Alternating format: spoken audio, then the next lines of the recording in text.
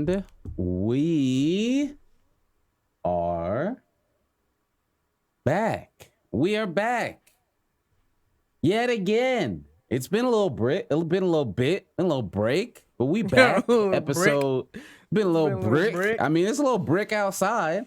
Episode 32 of the PVC podcast with your boys Sam and Mike. We're here. We're back. It's been a minute. Hope you folks had a good holiday, good Thanksgiving, if that's what you want to call it. Fucking terrible holiday, but take off from work, I guess. So I'll just say holiday. How are you doing, Mike? Great. You know, life is good, bro. Life is fucking amazing, bro. You know, and my Thanksgiving was great. Saw my mom, my family. You know, there was an argument in the house, but, you know, we cleared that up real quick.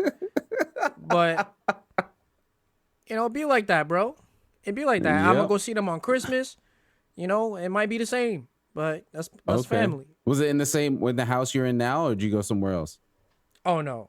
No, my mom lives in Queens now, so I go see her in Queens. Okay. How many people And with were there? all my siblings. Yeah. My sister brings her girl over. I'll have one of my uncles over. It's packed. It's a lot. A lot of people. A lot of people. Big table. Yeah. Blessing for 20 minutes before you even eat. Big table. Yes. But drinking with my mom is surreal. Cause yeah. That's weird. It's crazy. Growing older. Yeah. Before we get into it, my Thanksgiving was cool. It was me, Heather, my mom. We just got together. My mom made all the food, greens. She made some turkey, made some Cornish hens, made some deviled eggs, some apple crisp. Mashed potatoes, stuffing. It was good. It's good. I had leftovers. Smashed those. Was tasty. It was good. It's good Thanksgiving. Simple. Nothing crazy. How I like it. I can't do the fucking 30 people shit. I can't do it anymore, man. You gotta like wait for somebody to finish their conversation before you can get the fucking gravy, and then they go off about whatever, and by the time you get the gravy, the shit's fucking cold. Turkey's dry because somebody made it and brought it over from 3 states. So I can't do it. I can't do it. Well, that's too many people. So. Yeah, it's crazy. It's crazy. You gotta either get up or ask 5 other people to pass you the fucking plate to get some shit. I can't do that. I can't do that shit anymore. Granted, me personally, we've never really done that like in our house, but I've been to other people's Thanksgivings like that. But yeah, it was cool. I didn't have work, so that was cool. But of course, right back to work on Friday because you just get one day and that's sucks. it. Yeah, right back to it on Friday. But yeah, other than that, it was cool. Had a day off, so always happy about that. And I took this past Thursday, I had a dentist appointment, so I had that day off. And then I got a few days off from taking in January for MagFest. So that's got some days off. Hey man, fuck it. I'm at the point now where it's like, look, if I got days off, I'm gonna fucking use them. Or for what? Why wouldn't I use them? Fuck this. Oh, but but it's your job, and you know, the more days you work, the fuck all that. Fuck that. If I got days, I'm using them. I'm leaving this fucking place and I'm doing shit because who fucking knows how long I'm here for. So fuck it. If I got days off, I'm gonna use them. And if not, you could figure out who to replace me with, or you could fire me. I'll find another job somewhere else. Fuck it.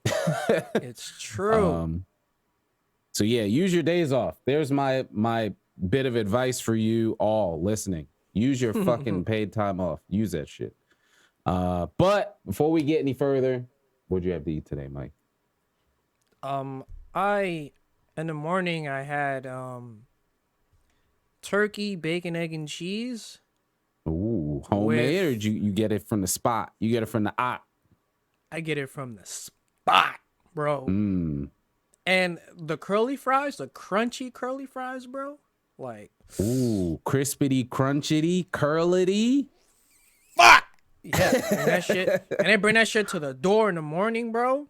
Oh, you got it dropped off. Door to door I get it dropped service. off, bro. And I Oh got the shit. DoorDash fucking subscription. So What is anything that? over $10, no delivery fee. All right. No So, all delivery right, fee. look. So, you know what? It's a good question. Cause look, I every time I think about getting takeout, I'm like, I don't feel like leaving. And then I'm like, all right, well, let me do DoorDash. I know the prices that they are at the store.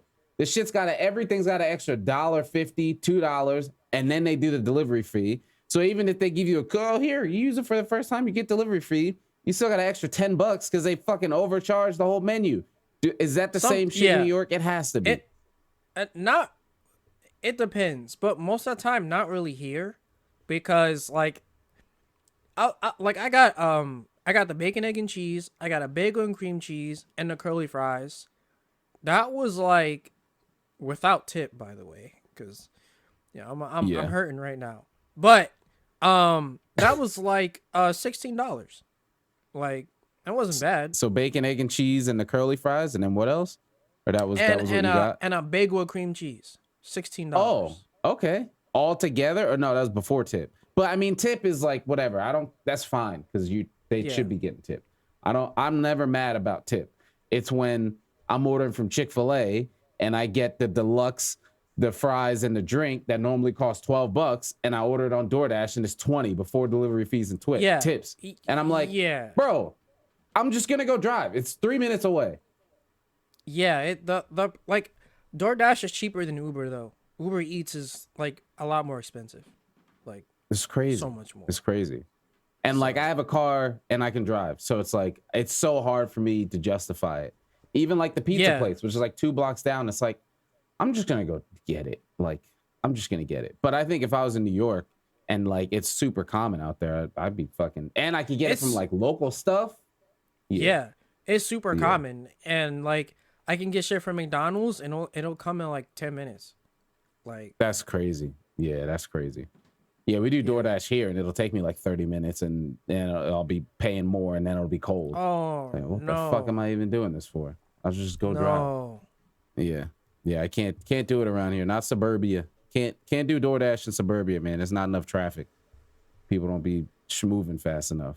But yeah, I actually had some chicken teriyaki, some chicken teriyaki breasts, I think, or filet cut, whatever, with some veggies from a sushi spot. That's where I was at earlier. I was at a friend's place. Did you get sushi?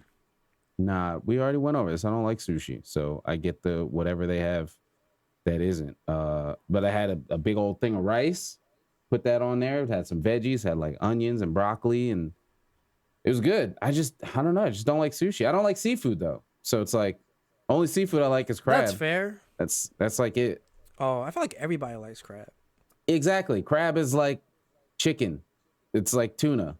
Like crab and tuna are like the chickens of the sea. You just gotta work basically. really hard to eat to get the meat. Yeah, but that's like that's like that's like the joy of it. It's like a pomegranate or something, or like a pineapple. You gotta like work hard, but once you get in there and it's good crab with the butter, it's worth it. You get the you get the snow crab, the big claws. Ooh. Yeah, it's worth it when you get it right. Or mushroom stuff with crab meat. Can't go wrong. Can't go wrong with the stuffed mushroom. I haven't had that in a while.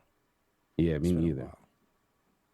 But yeah, so yeah, that's what we had to eat. Like I said, it's been a minute, but we're back. I think I was definitely hitting some a little depression last week. Just fucking existentialist going through it. Like, what the fuck is the point of all this? That never really ends. But sometimes you just gotta hit a switch in your head and you're like, fuck it. Look, if any of this shit can end tomorrow, I might as well do what the fuck I can now. So that's kind of what I've been on. I feel like it's a decent attitude to go into the new year. I don't like I know you tweet about it too. I don't like the whole fucking New Year's resolution, whatever bullshit. Like, bro, if you just want to do something, do it. So with that, I back at the gym today, started getting my food right. I went to the store. It was a day I had off to go to the dentist, and I was like, fuck it. Went to the store, got me like $10 of chicken titty, grilled that shit up in the air fryer, made some rice, We got a rice cooker. It actually worked this time. Last time I used it, it came out, rice came out weird. It was like wet and didn't taste right. But this time it came out good. Brown rice and rice cooker. Wet Hit that in there. rice. Yeah, it wasn't right. And I was like, I don't know, man. So I did it in the pot. And then I was like, all right, let me try the rice cooker again. And it was good. It was set and forget. I put the rice in there. I fucking put the water in there and set it. It was cooking while I had the chicken going. And then I got this bag of mixed veggies. Threw it all in there. Solid meal. It was a good meal. So I made a bunch. So now I don't have to like cook it every day. I just got to reheat it. It was like a whole pack, like $10 worth of chicken titty. I was like, fuck it. I cooked it. Heather has these like, dude, they don't exist here. They don't exist in America. I don't know why. So in the Netherlands, there's these like papers. It's like it's kind of like parchment paper, but they have like a bunch of seasoning already in it, and you just lay the chicken breast in it, and then you like normally you do it in the pan. You like put the paper on the pan. Around? No, it's like a flap like this, and like inside is like all the seasoning and everything, and it's like kind of oiled a little bit, not like anything crazy, but enough to that it won't like burn on the pan. And you just put the chicken in there. Fucking 12 minutes on one side, flip 12 minutes on the other, and you got a perfectly seasoned chicken breast. And it's like the most convenient thing ever, and it like doesn't exist here. So Heather's mom has to like, she ships it to us from over there. She ships us like packs of them, and it's so good. It's like, it's the easiest way to just always eat chicken. And there's like all these different flavors. There's like Mediterranean flavor, garlic flavor, whatever. And it's so easy. That's really funny considering like the whole joke about white people don't season their chicken, and they got like the best invention for that shit in Europe. Like, yeah, it's so good. Like I've looked for it here. If maybe it exists now, if anybody listening knows where that exists in America, like on a common scale, please let me know. Maybe I got to go to Whole Foods or something, or Trader Joe's or whatever, because it's probably so Trader convenient. Joe's. Yeah, probably Trader Joe's. Maybe. I don't know. Yeah, because it's so easy. Like you just bam, and it takes 2 strips, fits in there perfect, flat, flip it, and I could do it in the air fryer.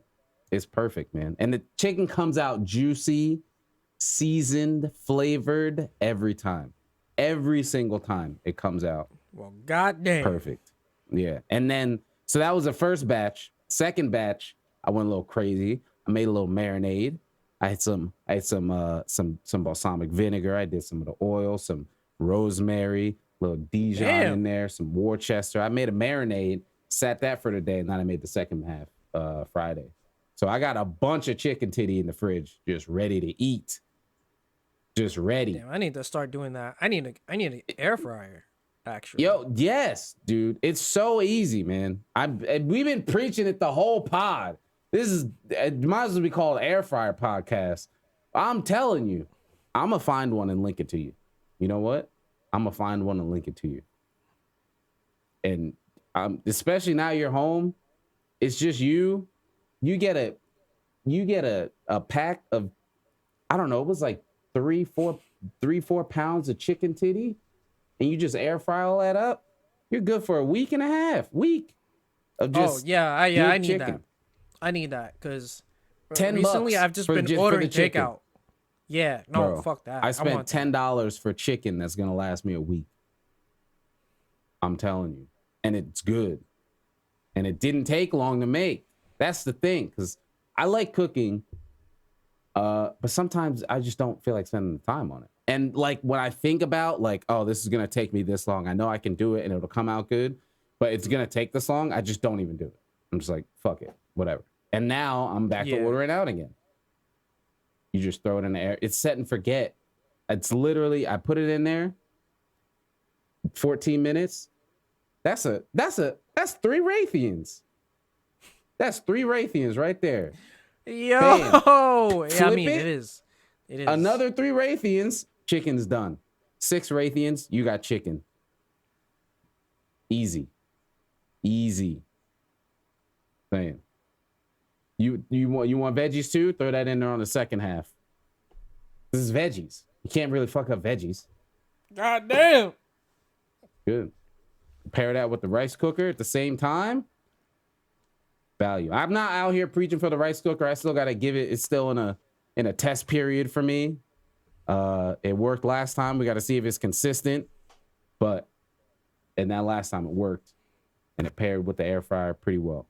But yeah, we got a bunch to talk about since it's been like 2 weeks. We were talking about the holidays. I think we started on a high note, so we can, like I said, we can get into the the depression and holidays and end of the year and some stuff that I think a lot of people, I don't know, I think this stuff is more common to talk about now, but it's definitely real. And it's one of those things that it's hard to like not sound preachy about, but is important. Because the end of the year is rough for a lot of people, especially as we get older, man. Like the older you get, you just talk to less people because you're too busy doing shit that you're just kind of forced to do, working, whatever, taking care of kids or whatever. And then the holidays come and you're like, oh shit, I need to like do things with people, and I haven't talked to people. I guess I'm depressed now. And like, it's real. For me, I don't have a whole lot of people. Like, it's just my family and like one or two people I talk to. Cause I mean, that's it. And even then, like, I don't really care about like Christmas presents or whatever the fuck anymore. Yeah, same thing. I don't care about that either. And it's the same thing for me. The only two people that like really matter in my life, like every day, is Heather and my mom. Like, that's it.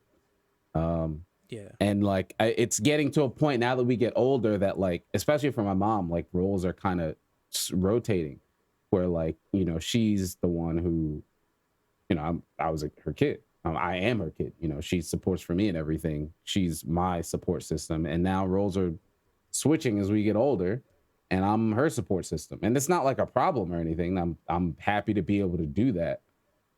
But as you get older, it's like, all right, I'm the support system here for these people that are important to me. So like, who's mine? And it's like, I know I can talk to my mom, I can talk to Heather, but like, there's a different kind of, and maybe it's just like that fucking, I don't know, man brain, whatever. It's like, it's, you know, you got to figure it out, you know? That is part of it though. Like, yeah. I mean, as a man, we're supposed to like carry everything. Yeah. So. And it's getting more open now, but like fucking 10 years ago, whatever, you can't talk about that. A guy can't talk about, bro, I'm doing everything and like, this is hard. So that's what you're supposed to do. What do you mean? That's your job. It's like, okay. I mean, it's much more open now. And like, apparently November was Men's Mental Health Month. First off, these months, never heard of that. Exactly. Never heard of it. These month things are stupid anyway. Maybe No Nut November is fucking stupid. That shit is so fucking stupid. Yeah. You know, I wanted to say that earlier. We were talking about holidays and family stuff. I meant to say it at the top of the pod, but we got a special gift as we're going to continue talking about family and holiday and all that kind of stuff. I'm going to call MamaSliz and we're going to get her on the pod right now. We're going to talk to her about this stuff. She thought I was going to call her about, she wanted to talk about basketball. No, we got stuff to talk about. So here, I'm going to call her right now and we're going to get her on the podcast live. This is a first right here. First call in. Let's make sure she picks up and everything works. Let's see.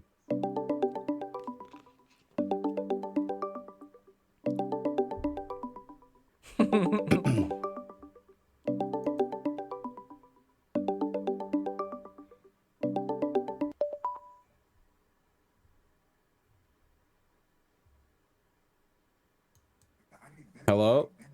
Hey, yeah, I'm sorry, I can't hear it in the kitchen. It was in the living room.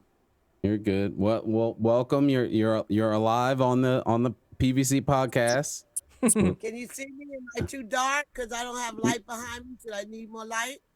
No, you're good. We can see you. And you can hear Mike. Mike can hear you, right? We're good. Yeah. Well, how come you guys good. look so bright and you look so dark? Well, because I have a light on me. We have our cams on. We're at our computers right now. Oh, okay. Should I go to my computer? This is good. No, this is fine. No, that's good. That's good. Yeah, I know it's, if it I just oh oh shit. How did that get so it's bright? too All bright. Um, but yeah, what were we? You know, Now I I gotta remember what we were saying. I have low. What? I said I'm in the living room. You know, I like low lights. I could put on a bigger light if you want. No, you're good. So what were we saying? It takes so long to We're call, I talking about forget. holidays and depression. Oh, yeah. So that's what we were talking about. We were talking about because this past week was Thanksgiving and how things kind of change as you just get older. You start to see people less. Oh, and that's what we were talking about too, support systems and things like that. And just kind of how things change as you get older. And we were just saying getting older as holidays go, and especially this time of the year, Thanksgiving, Christmas, New Year's. And it's a little bit different now. Are What? you saying that overall, or are you telling me I'm getting older? No, no, we're saying this overall. I'm talking about ourselves. We're You're getting using old. the word you. How you're getting old. You didn't say where, you said you. And I'm like, he's sitting there talking about how I'm getting No, older. that's a general you. But it was just something I figured it's good to talk to you about, especially because I was mentioning just how getting older. Right? We're both getting older and how things are changing between the both of us. You're sinking. What was no, and what I was saying is that like I've grown up. Obviously, you were always my support system. I'm your child. That's just how things have grown. And as we've gotten older, the roles have somewhat switched, not completely, but it's interesting now how I'm your sole support person. When things come down to it. Oh, you mean soul, SOUL, not SOLE. No, you're number one. Yeah, but wait. You said you're my soul supporter. Yeah, not supporter like I pay your bills, like emergency contact kind of thing. SOLE and SOUL, because I was getting ready to say I ain't got no paycheck from you. Okay, go ahead. No, not that. You don't pay my bills either. You know what I mean. If there's an emergency, for you, they call me. As opposed to 20 years ago, if there was an emergency for you, calling me would do nothing because what could I do? Yeah, well, 20 years ago, I was your emergency. Remember, Yeah. you grown yet. And That's then my once point. I switched over. That's right. You're my emergency. Yeah. Because you your brother dependable. You don't know. Yeah. So that's what I was saying with that. And also with just getting older and how that's been with you. Because I want what? I said your brother was never my emergency. It was my brother. Yeah, I know.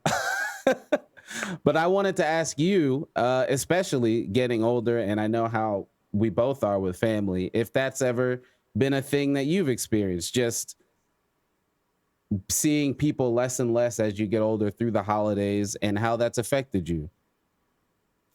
Yeah, no, you're right. And seeing certain people less and less. Yeah, I'm not as family oriented as I was. And most of the time when I was family oriented, because I figured that was my position to do that, not necessarily because I wanted to. It wasn't until I got older and decided I do what I want to do. You know what I'm saying? Before it felt like a duty. Yeah. You know what I'm saying. You've gone through that with me when you probably don't want to go certain places with family, but I say, come on, Sam, it is part of the family. That's called the duty. I don't have too many duties anymore, because I'm at a point in my life where I select what I feel is a duty. So yeah, that has changed. Holidays have changed, and the COVID has changed it too. Yeah, I mean, love obviously that's a huge part of it. Yeah, that's a big part of it. Because, I'm usually in New York with Shirley, with everybody around. I haven't done that in 2 years with this COVID, you know. I Yeah. miss that.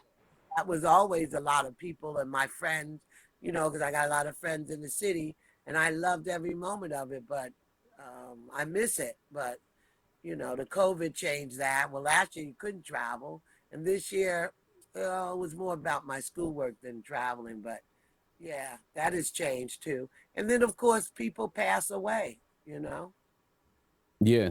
And that's that, also a part of just getting older. Well, obviously COVID did that, but just the more time passes, the more opportunity there is for things like that to happen. And I think I mean, I reached out to Tom just to see how he's going, but I always think it's important to just kind of talk to people during these holiday times, because you don't know what somebody's going through, whether their family might not be there anymore or any of that kind of stuff, and it weighs a lot on people, and nobody talks.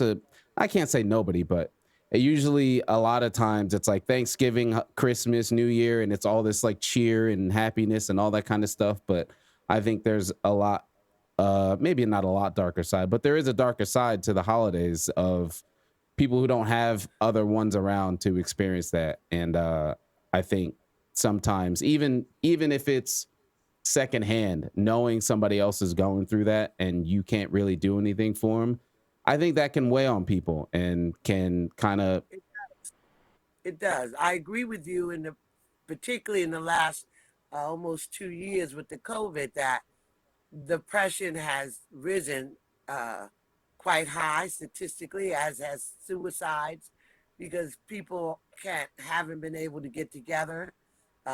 Like you said, the holidays always, even prior to COVID, would bring that out with people who can't be with other people or have other people to be with. And the connection is very important, to check on people at times. Yeah, I agree with that. Yeah. So yeah, I don't I know. I mean, just, yeah, go ahead. I, I mean, for me, like, I only see most of my family on holidays because other than that, I mean, I love my family, but I've dealt with them for so long growing up that I kind of just want to do my own thing if it's not a special occasion, you know, like. But at the same time, it's like there are a lot of people that don't have that luxury at all, that kind of just don't have any immediate family to turn to on holidays or whatever. And I mean, I don't know. I feel like I take a lot of that shit for granted. Um, I mean, even my family, like my grandmother's getting old. I mean, what's gonna how am I gonna feel when she's gone? Like, I think about that sometimes. I have an uncle who has sickle cell. He could go any minute. Like, I I don't know. It's if I get into it, it gets really depressing because I've been around these people all my life. So it's like Well, for I them to see just when you look at it that way, but you can make a difference by spending more time with your grandmother and your friend with the sickle cell. Uh, yeah. you have to make a concerted effort in order to bring yourself out of it. And then you look on the other side. How does your grandmother feel getting older? Does she feel like family is distancing her, you know, more than they usually Yeah. do? Yeah, I mean, That a lot of my family, because my family's fucking huge. So there's like a yeah. huge part of my family that just kind of doesn't talk to each other anymore. So Uh, that's another thing. is that is Yeah. that because since do they still live in the same area, or have they all moved out of Uh, the area? some of us live in the same area, but there's a huge chunk that like live in like North Carolina or Yeah, Florida. Um, yeah, but it's like ever since my grandfather passed, it's been like a huge split So that, in the and family. that's something too in a lot of stuff. I know, not from my personal experience, but from what my mom has told me. There's always a person in when a family's larger that kind of Yeah. sticks that to keep all the different groups together. And I know in well, I say my mom's, it's my family too, but kind of Yeah. before my generation was my uncle, or my mom's brother was that person to keep that kind of stuff together. And He was the that's rock. Yeah. I know from conversations we've had, that kind of stuff is, you know, it's rough. I It I don't is. know whether it's a good thing or bad thing, whether I haven't really had that person. I've kind of always been kind of small and closure. So it's just really me, my mom, Heather. That's kind of it for me. So it's like a it's like a you have multiple points of failure or one single thing of convenience. Like Yeah. losing either one of those two is incredibly devastating, right? Not that losing anybody isn't, but having multiple people you know you can rely on in those kind of situations kind of changes that. For me, it would be one or the other, you know, and that would be terrible for me. Yeah. But I know, like I said, in my mom's case with my uncle, that I'm sure you could speak to that, Ma, how that's what Uncle Bill was. That's what you always tell me about him, that he was that person. He was the rock. He was my rock. I don't. I mean, I was blessed to have both my parents, you know, for a length of time, particularly my mom, but neither one of them could fill the space of my brother Bill. And I have to say that when he did pass away, at least for me, it took me away from a lot of my family, you know, because as much as um,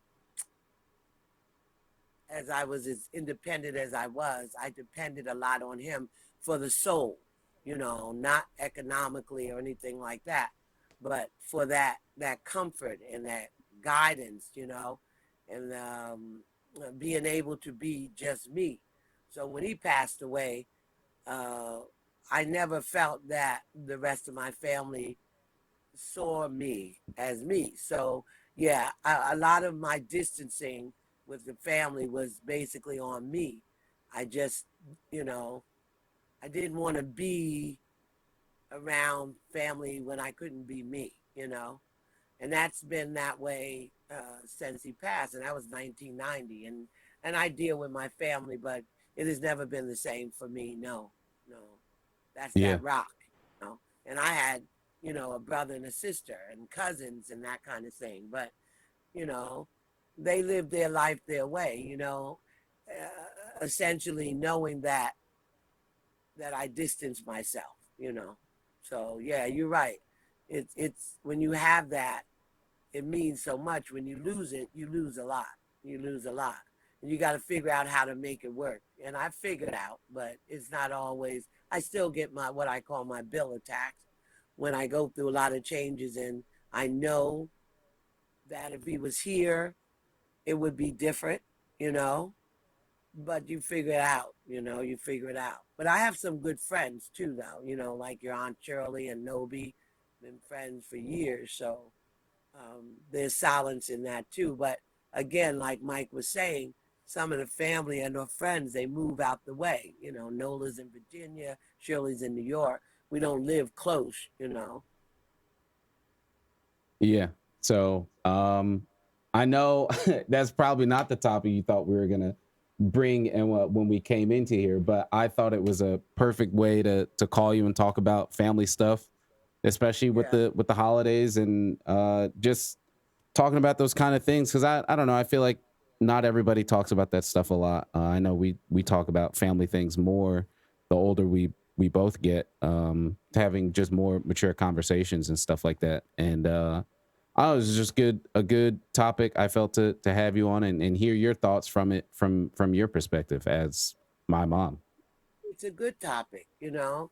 It's your generation, you and Mike's generation, that have to continue or work to continue to bring more of a closeness to your family, you know. Um, I remember when you were younger, you and Will were younger, I felt it my responsibility to take you to your grandparents, you know. I didn't feel that they should come to me to see their grandchildren. I felt, again, that duty and respect. I think a lot of young people don't see that now, you know. Like they don't feel like, oh, well, I don't have to take my kids to see my mother and father. They need to come see me. And that's not something that I think the generation should turn around a little bit and make more concerted effort to get to their family, particularly older ones, because like Mike said, you don't know what time it's going to be, kind of thing. But you have Yeah. to do that. Yeah. I, I'm talking to you because I raised you, and you're 30, 31 or 2. I don't even know. You're in the 30s, um, 30, 30 something, but uh, it's your generation that has to sort of turn it around. And I know that your generation would say, oh, that's old school. My mom should come to see me and mine, but I don't think it should come under that. I think it should come under respect for the time factor, for the time factor. Yeah, I think a And lot that's, of that that's a good point, and I think a lot of that comes from our generation kind of being the one to break that line of things becoming more instant gratification. Like our generation was where technology kind of became the point where if we want something, we can have it now and we can just get it. yeah, And I think with that kind of sight, foresight isn't really something that comes to mind. So a lot of our generation is, well, if it's not in front of me right now, then nah, I don't need to really worry about it. So Yeah. my parents are always going to be there because they've always been there. And then that foresight becomes now sight, and you're like, well, they're not here anymore. And now what do I got to do? Which is, I mean, again, to have that kind of thought is something else, which I think of that, which is why we still communicate as we do, and that's important to me. But I think again, a lot of our generation, like I said, came to that point of growing into instant gratification and what's right in front of you being the most important thing, as opposed to, I think, probably my brothers and especially yours, a lot of things were much slower progress. So you had to think 20 years ahead. You had to think 15 years ahead to see something come to fruition, as opposed to now, well, especially now. But again, our generation growing up, it was like a lot of that was told to us, and then technology, science happened, and that's not how it applied anymore. Now I don't have to go to school for 8 years to get a job that pays six figures. I could study this thing on the internet for 2 months and land a job at Google. that's So a lot of that kind of mentality, I think, is carried into what our generation is, and why a lot of that stuff comes out the way it does. Whether it's good or not, I mean, that's a whole different story. But I think that's part of the reason why that kind of stuff is how it is with, I think you're right, in our generation kind of being that breaking point in that. yeah.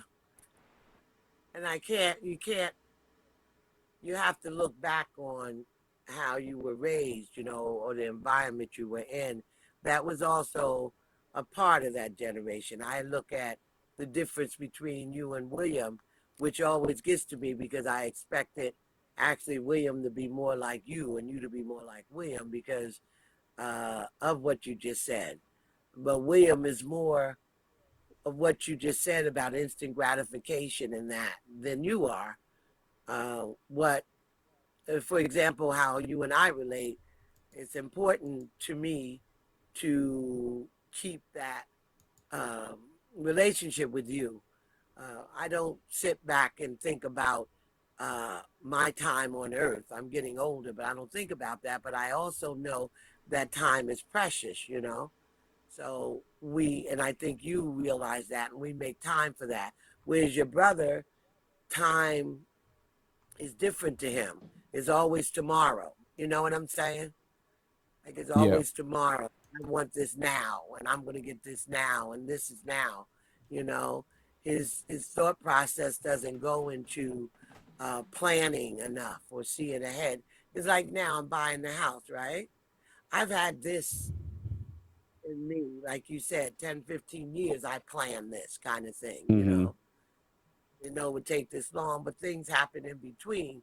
But it's something that I didn't just think of 6 months ago, you know? Yeah. Like I was telling you the other day, William texted me, and all of a sudden he's talking about, I think I'm going to Florida. It's like, where did that come from? Yeah. You know, you know, you have a job or you have a place to live, and you ain't never lived down south, and all of a sudden you going to Florida. You know, I think Yeah. if you came up with that, you would have probably looked ahead first. We're at in Florida. What's the cost of living in Florida? Could I get a job in Florida? Blah blah blah. He just like boom, you know. Yeah. There's Yeah, a and that's the difference thing there. that goes with that, in that I don't feel sometimes I don't feel that thought process is necessarily bad or wrong with the world we live in, because a lot of stuff is tailored towards that living, not necessarily lifestyle, but just process, right? Like a lot of Yeah. stuff is tailored to, you want it now, you just get it now. Don't worry about anything else later. You can just get it now. Promise. Yeah. Yeah. What about you, Mike? Do you have any siblings? Oh, Mike is a I have big family. 9 of them. I have Really? 9 You're one siblings. of 9? I'm the oldest Oh of my 9. goodness. Yeah, so You are?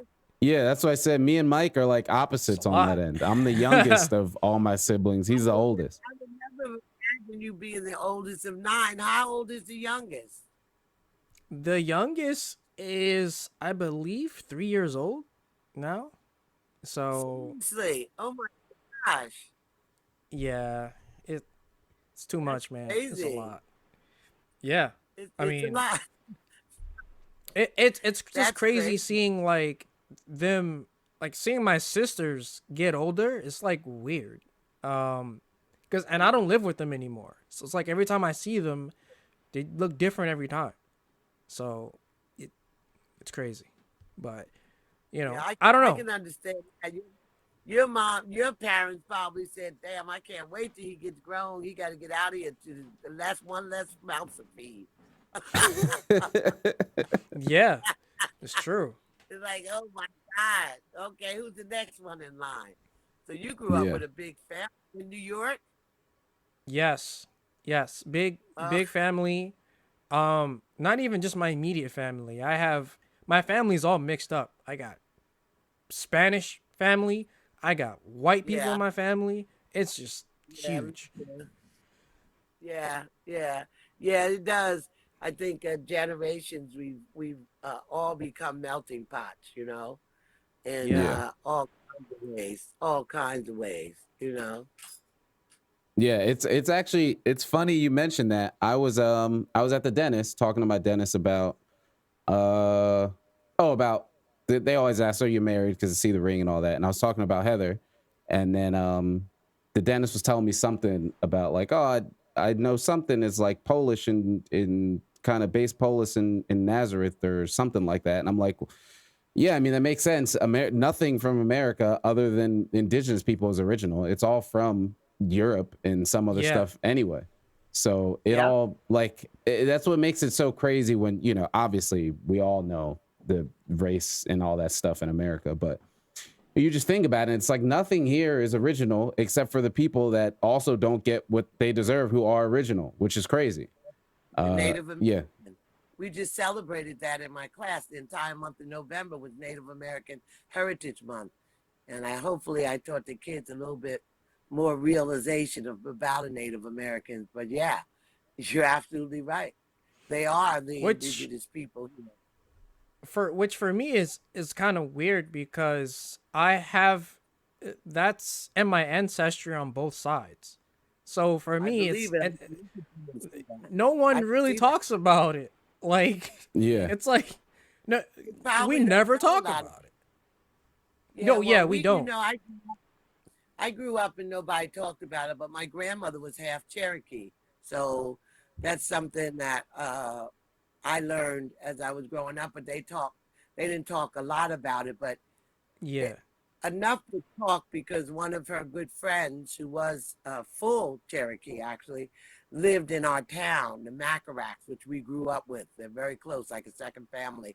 And the the mother, like my grandmother, she was a grandmother. They were close friends, and she did not. Miss McCrack did not associate with too many people.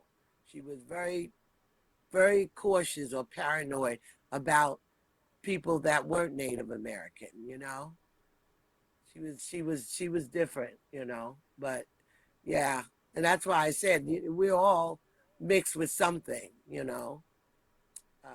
That's something actually I might give to myself for Christmas. That DNA ancestry thing. I might Yeah. try that, Yeah.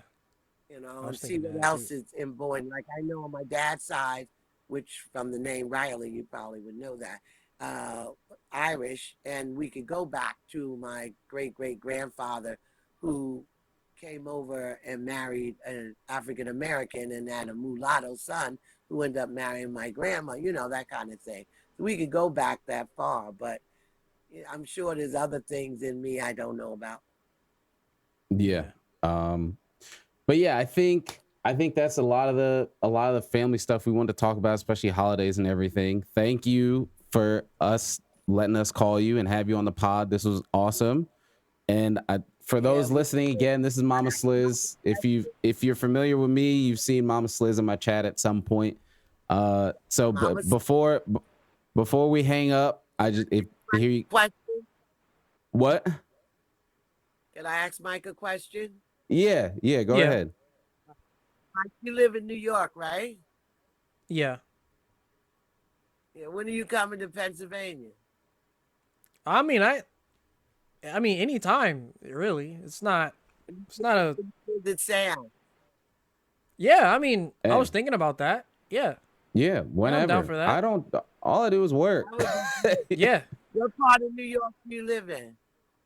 I live in Brooklyn. I Oh, think you live in one Brooklyn. time, yeah, when Sam came to me not too Yeah, long I came ago, up for we work. hung I out. was working in Did- Brooklyn, so we went to get some pizza. Hmm. Oh, that's cool. Yeah, I, Yeah. I go to New York, Manhattan. My girlfriend lives in Manhattan, 44th Street. Yeah. Okay. I've been in Brooklyn a number of times, you know, but I like Manhattan. You know, I like I mean, I Broadway. wish I I like I Times. wish I lived in Manhattan, but Yeah, that's expensive. But yeah, it is expensive. Yeah, very. She lives in the arts apartment there on 44th and Ninth, I think it is, right? This is a podcast on the internet. Can't be putting people's address out like that. Damn.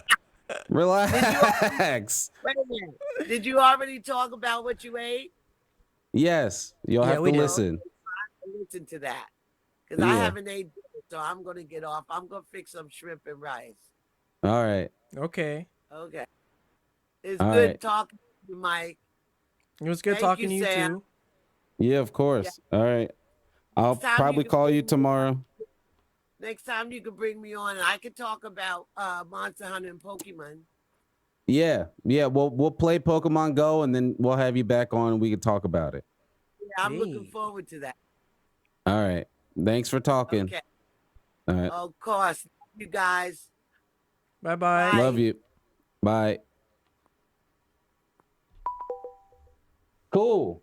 So there we go. We had Mama Sliz on talking about family holidays, even talking about some, holiday depression that happens. So yeah, I mean, at the end of all that, basically, if you guys have friends that you care about, you talk to, and you don't hear from them too often around the holidays, just shoot them a message.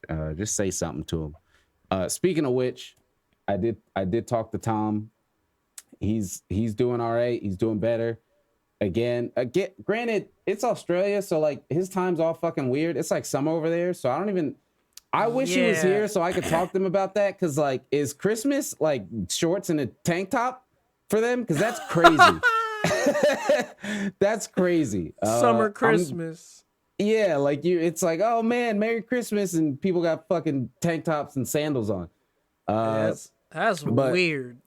Yeah, we'll ask him about that when he does come back. Because I talked to him. He's been going through it these past few months. A lot of stuff, family life stuff. But he's doing good. Still looks forward to coming back on the pod, and he should be back some point early next year when things all settle in and he gets good. Which is good to hear. It's good to hear from him because again, wanted to send a message yet 2 days ago. I was like, I should just send him something, just see if he's doing all right. And then the next day he popped in the stream, was like, yo, let's just chat. And I was like, look at that. How the universe aligns. But yeah, so those who are like, man, this pod ain't got no Aussie flair anymore, I'm out of here. He'll be back here at some point. We didn't kick him off. But yeah, so what do we got? What do we got now? We could keep talking about depression and talk about Hideki Naganuma, but I think we might.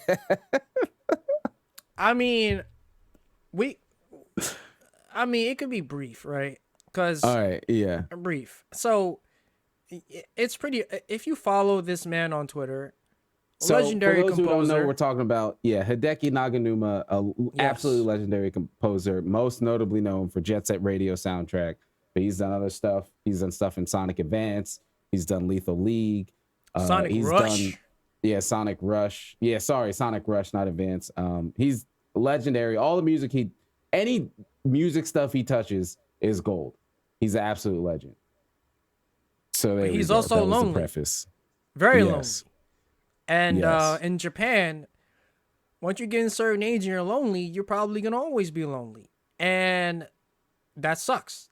And I feel like he kind of vents about that on Twitter, but it's kind of become a meme at this point. Yeah. So he's kind of whatever the opposite of a weeb is. Like weeb is like somebody who's not from Japan but super into Japanese culture. That's him for America. I don't know what it is. He'll probably call it a fucking big chungus or something. I don't know. Amera weeb or America weeb. I don't know. What the fuck. Yeah, something. But he's basically like that. And if you follow him on Twitter, there's a ton of hysterical interactions he has with just other people. He'll reply and quote tweet and say something about anybody. And it's awesome to watch, but he tweets a lot. So it's funny you wanted to mention this because he has a lot of really funny tweets, and those are the ones that get a bunch of likes and retweets and shit. But he tweets a lot, and a lot of those tweets don't get anything. So I added a bot to my Discord that just like put all of his tweets in there because I was like, he's so fucking funny. We always laugh about what he says. Let's just put a bot in here instead of always linking it. There's a lot he fucking tweets about that's just not funny. And it's just him like, hey, I want somebody. Yeah. And it's like, dude, I want a wife or some shit. Yeah. Like the fuck. And then there'll be a bunch of replies of like, you got guys sending photos like, hey, you can marry me. And it's just like, man, look, that's the worst thing, okay? As a dude, when you feel lonely, the worst thing another dude can do is say, here, you do like me? Because especially if as you're a straight man, heterosexual. Yeah. If you're heterosexual, no. Stop. Stop doing it. Stop. And because you don't understand. Like, it's a sausage fest everywhere we fucking go. So it's like, that's like being on Facebook and being like, hey, rate me 1 out of 10. And it's a bunch of fucking dudes rating you on the internet. Like, who the fuck wants that? Like, who the fuck wants to go through that? Yeah. But yeah, I mean, the main thing we were talking about was that this man's crying for help, but he's just making a bunch of funny memes, so nobody pays any attention to it. And he's not the only person that does that. A lot of people do that. Both of us, I'm sure, have done it. But it's just like, hey, well, it's funny. So yeah, sure, they may be going through it, but haha, funny. It's like, yo, some people are going through it. Yeah. And he's been out there. I don't have a solution for him. I can't do nothing for him, but I don't think I can recognize it. Just get off Twitter. I mean, I don't know what else. Yeah. I mean, and it's tough because it's like, I mean, I don't know. I mean, have you seen the man? I mean, he looks okay, but that's the thing though. It's like, who knows what his personal life is like? Does he actually try to look for somebody? Like, I don't know. Yeah. So, I mean, the man is a legendary composer. I feel like you tell the right person what he does and their panties will drop. So in America. Well, in America especially. Yeah. Yeah. I mean, in Japan, I think they'd rather you be a businessman than anything. But I don't Yep. know, man. I don't know. But I don't know. Sometimes I feel that way. Like, which is weird because I'm not usually single for very long. But I go through these bouts of depression where I'm just like, damn, I don't got nobody to talk to. You know, like I don't got like that one Yo, person to fucking talk to. You know? see, are we gonna be real here on the podcast? Yeah, Am no, I we gonna can. Go ahead. speak? Because being in a relationship, and I love my wife, I love Heather, Go ahead. but Go ahead and say it. there's times being in a relationship where, and maybe it's that weird man brain thing we were talking about, where you can't talk Yeah. about everything sometimes. And I mean, I've been going through that myself. Like, I think about it, like I don't have that many like fucking close friends. There was some tweet about like it was like a fucking 4-panel meme. He was like, bro, I love you, bro. Whatever. He's like, he's my best Oh, friend. yeah, I was I like, saw yo, that. I haven't had a guy friend that close since like high school. And even then, like, you didn't talk about it, especially our age in high school. Nobody talked about that kind of shit. You just like, yeah, that's my guy. Like, there's some things that like are conversations that you don't want to have with a significant other. Even not that I have like a conversation I need to talk about Heather, but like if you do have a conversation that's about your significant other, like that's not, sometimes you don't want to have that with them. So it's like, all Yeah. right, I mean, like, sometimes it's hard to have that conversation. With yeah, them. or it's hard So, to. Yeah, I know. Like, Yeah. So you can, that experience can come either way. Like, because I've been on that, especially as of late. Not playing Monster Hunter, which is gonna lead us to our next one. Barely really streaming because there's nothing I want to fucking play. But like friend loneliness is a thing. It's a fucking thing. I know people love to be like, I don't need nobody, I don't need any friends. Like that shit gets to you, man. When you feel like yeah. you don't have any fucking actual friends to like rely on for just friend shit. Like, And that it's important because the reason why 2020 was pretty enjoyable for me is because I hung out with my friends a lot. Because Yep. it's like otherwise when I'm at home with my thoughts, like I just that's the it's put like myself in depression. there was it's a really good video you folks should go check out. It's Lil Wayne, uncomfortable conversations, and it's Lil Wayne talking about his actual depression and stuff he's went through and how he tried to actually kill himself when he was like a teenager and shit like that. It's a really good conversation. And one of the questions the guys asked him is just like, when's like the worst time, like when you were going through it the worst, when was the worst time? And he was like, when I'm by myself. Like, and he's like, but you're Lil Wayne, you got, and it's like, yeah, it's cool, you finish a show, yeah, cool, all right, cool, good show, awesome, and then at the end of the night, you close that door, and it's you by yourself, and you're with your own thoughts. And he's like, that's the worst time. You Going see, through it. like, all right, here. Oh, so here's the thing, right? So it's so like dangerous sometimes, depending on the kind of person you are. So, as I said, when I go through like rough times with people I've had either friendships or romantic relationships with, if something ends, I'm going to, when I'm by myself, I'm going to drive myself insane because my analytical thinking, I'm always thinking about what I could have done differently, why this happened, what I could why have did it done, what I happen, should have done, like, what can I do right now, why don't I want to do it right now? Like I've and been over there. again. It's it never stops. I feel like, I mean, I'm not a fucking psychologist or scientist or anything, and not that I think people are inherently dumb, but I think a lot of people who go through like levels of self-depression and suicidal thoughts like that are generally very smart people, because they're just thinking about so much that's probably not there, but it's based off of things that are actually there. That's the reason why a lot of the most creative people are the most depressed people, because we think about everything. And it's like, I don't know. This might be too dark to talk about on the pod. I don't know. Fuck it. We're here. Fuck it. All right, fine. Fuck it then. All right. I shit. I knew, Because I'm probably gonna agree with what you're gonna say. what happened to me recently. I knew it was gonna happen. I knew it was gonna happen. It's only a matter of time. You know, Mhm. like I knew it was coming, and I felt like I couldn't stop it. And it's like no matter how hard I tried, I couldn't stop this from happening. And then when it finally happened, like it was like a realization, like fuck, it actually happened. And Yep. then now that I'm home by myself down here with my thoughts all the time, it's like I don't want to think about this, but it just happens. Like it Yeah. just fucking happens. And I'm always looking for something to distract me, so I Yep. don't think about it. I mean, a lot of the things I tweet are, I say it all the time, sound like they're inspiration, but they're just tips for myself to just Yeah, see? read. Because sometimes you have to get it out to get it. You just have to get it out.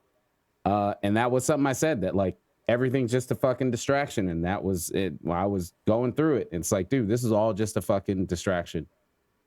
It's just Yeah. a distraction from my actual thoughts.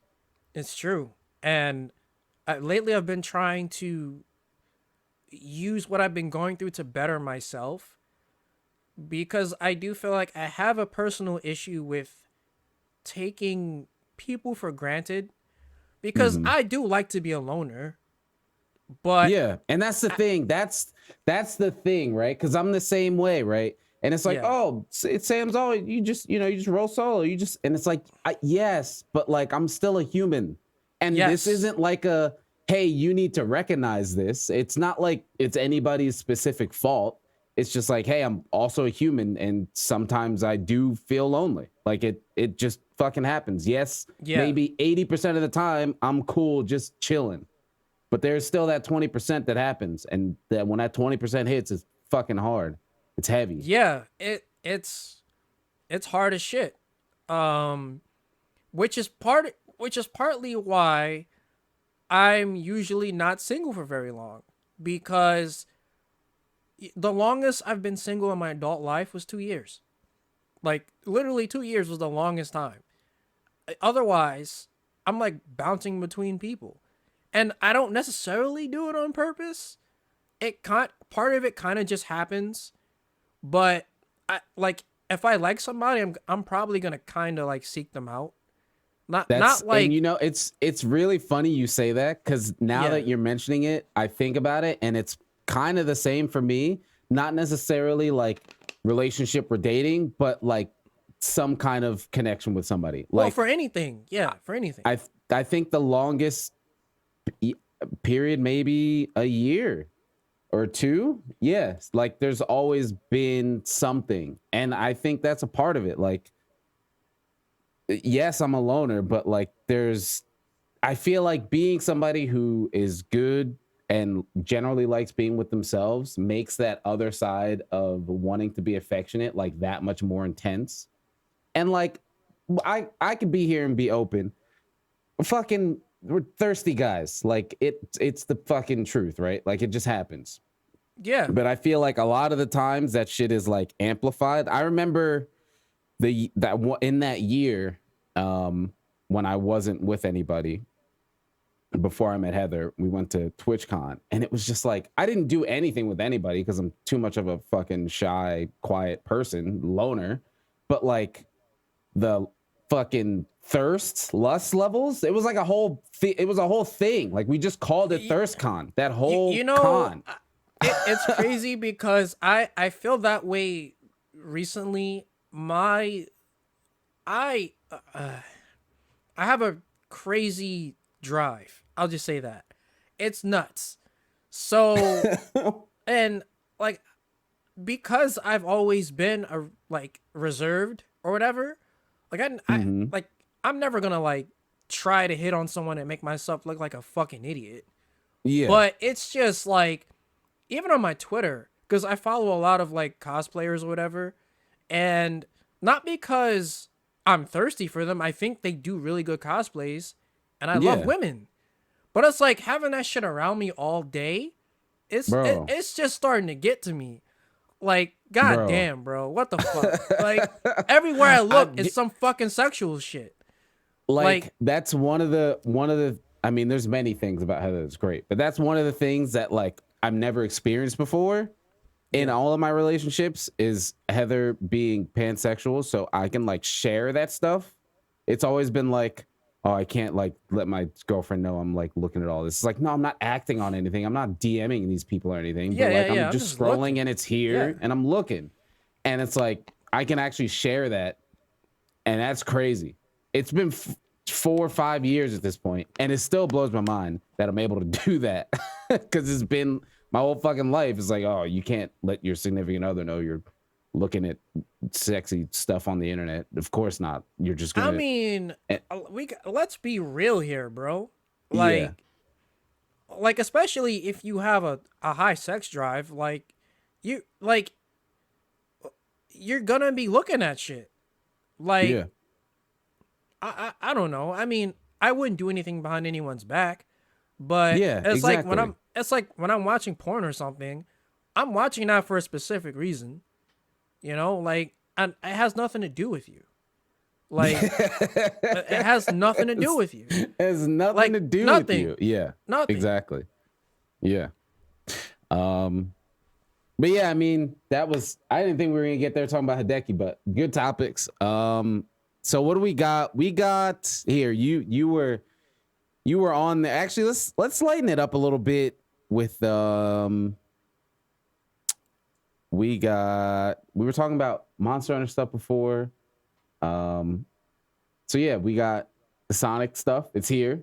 It came here. We got it. It wasn't out last pod 2 weeks ago. I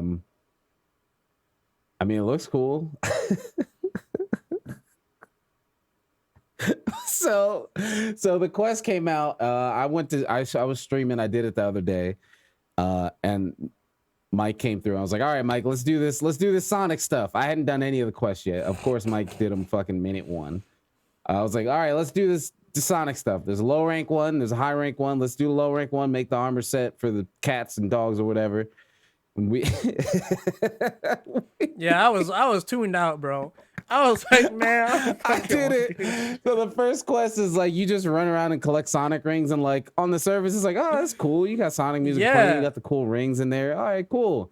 You got to do it like 8-10 fucking times to make everything. My God. So we did it twice, and I was like, oh fuck, I still need more. And Mike was like, I can't do this. I can't do it no more. I can't do it no more. I was like, yeah, I can't fucking do this shit no more, man. Like I did this shit like 5 times already for myself. Like I can't do this shit no more. Oh, fuck this. And then we did the high rank one, which was cool. I don't remember what it was. Oh, Narga. Yeah, it's a Narga, so it was cool. It's funny Narga in the because I hunt forest. Narga every fucking time I play the game. So yeah, and I said again, I played Rise on Switch, and I didn't use Charge Blade the whole time, and I enjoyed myself the whole time. Hammer only. It was sick. It was awesome. I was doing some sick hits, some sick fucking gong counters. Yeah, and then you said you were done after. That was the last hunt. He was using sword and shield. We were moving, and then picked up Charge Blade. All right, I'm done. I was like, hey, Mike, you did that. You did that to yourself. All right. I mean, the event was cool, but I just, man, I don't know. It's just okay. It's just all right. Yeah, it was all right. I'm ready for Rise PC though. I think it's been enough time. I'm ready to replay through that game again with good frames, and I know not to use Charge Blade for longer than like 3 hunts in a row. No more than 3 hunts in a row I'm using Charge Blade, or else it's just going to be a bad Better time. frames, better textures, and mods. Yeah, mods. Yo, I mean, I've said it already, but when the mods come, I'm on it. Like, none of this purist bullshit no more. Purple wire bug. Charge Blade fix. Yeah. All fucking Tendy Charm. Put it in my game. I don't give a shit. I don't fucking care. Give me my Tendy Charm. Yeah, I Fucking mean, give fuck me the it. Lazarite jewels. Fuck it, man. I don't care.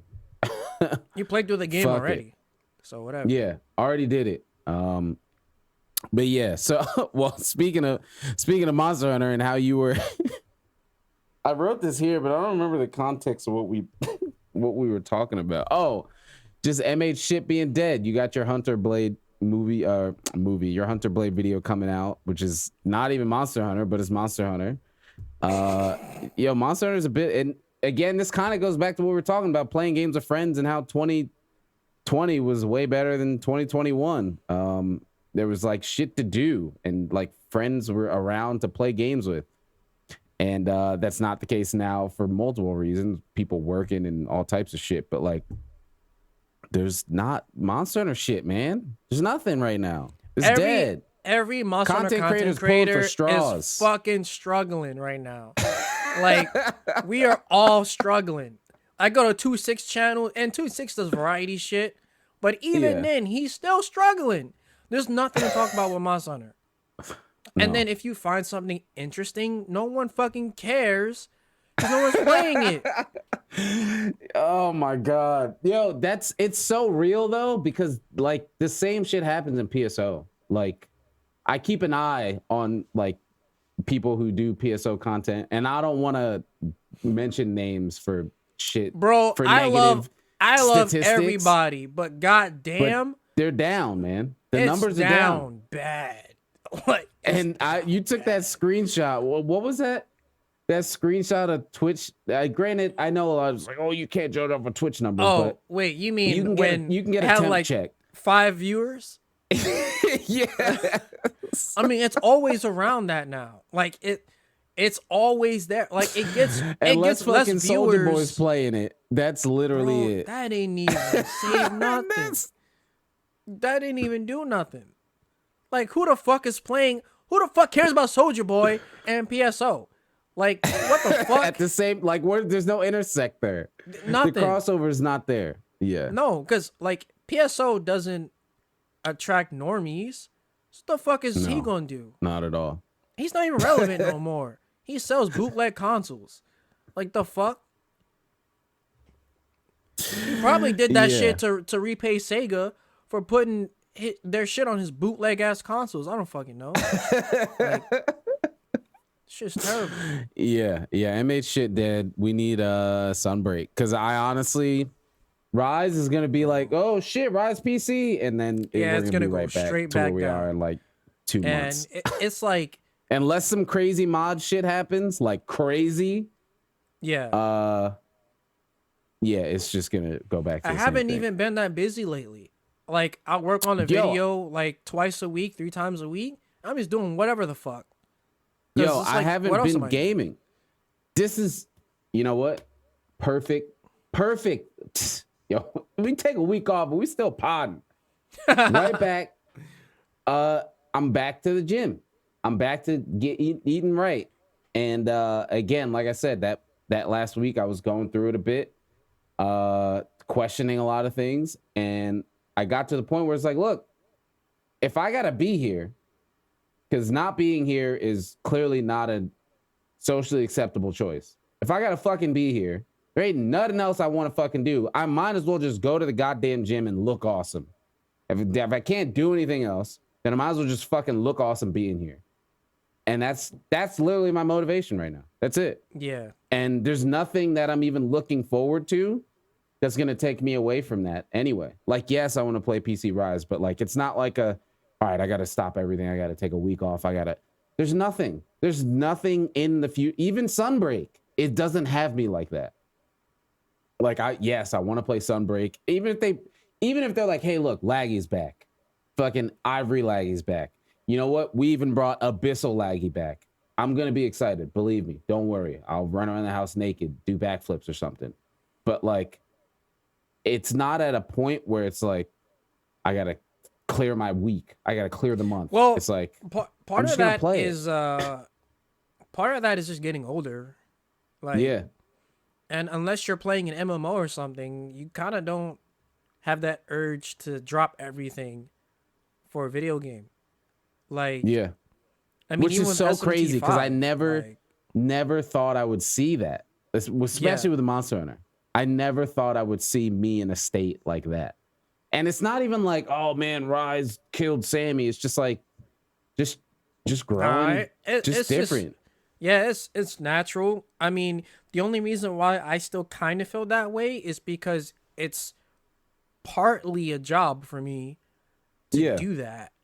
But I mean, like for SMT, like it's just because I have a lot of free time that I'm just playing it a lot. Otherwise, like I'd play it when I can. I mean, I love the game and I'm excited, but I don't feel like I need to like if I was working full time, I don't feel like I would need to call out of work to play SMT5. Exactly. You know? Yeah. So yeah. Yeah.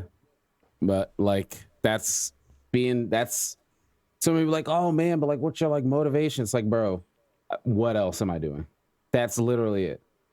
Yeah, it's like, true. People are always like, oh, you gotta have this mission. And sometimes you don't need any crazy motivation to just do shit.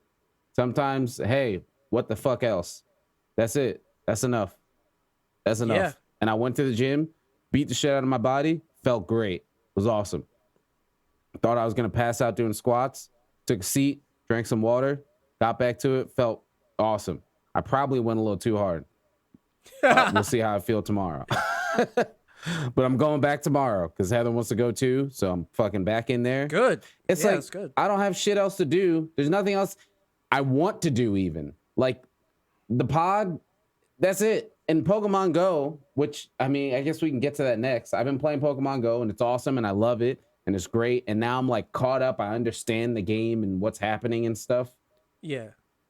But that's like, you know, it's a mobile game. I could do that shit in bed when I'm not out. Bro, even like fucking downloaded DX2, that SMT mobile game.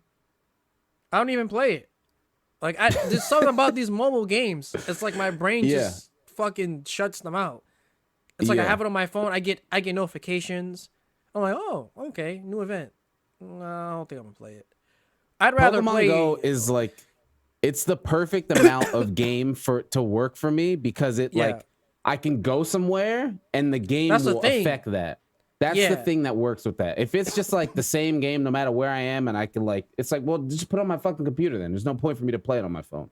But like Pokemon Go, I can't. I mean, I'm sure you can. I mean, you know, there's like the spoofing and hacks and all that shit to play it on your computer. But like the game is meant to be played on a phone outside going places. That's like what keeps me into it. It's honestly, I'm very Pokemon Go is honestly the thing I've been playing the most as the past 2 weeks, like by far.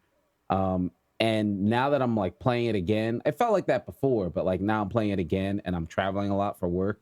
It's like the closest thing that I could get to being in Pokemon, like that I could have even thought of as like a kid. Like this is like, if I could have had Pokemon Go at fucking 12, bro, like I wouldn't be doing anything. I would be skipping so much fucking school. Like by high school, if I was playing Pokemon Go, I'd be what class is this? What is it? Religion class? I'm out of here. See ya. I'm down the block. Lunch? Gone. I'm out of here. Well, what is this? Fucking Algebra 1? I already know how to do this shit. I'm fucking gone. I'd be skipping so much fucking school to play Pokemon Go.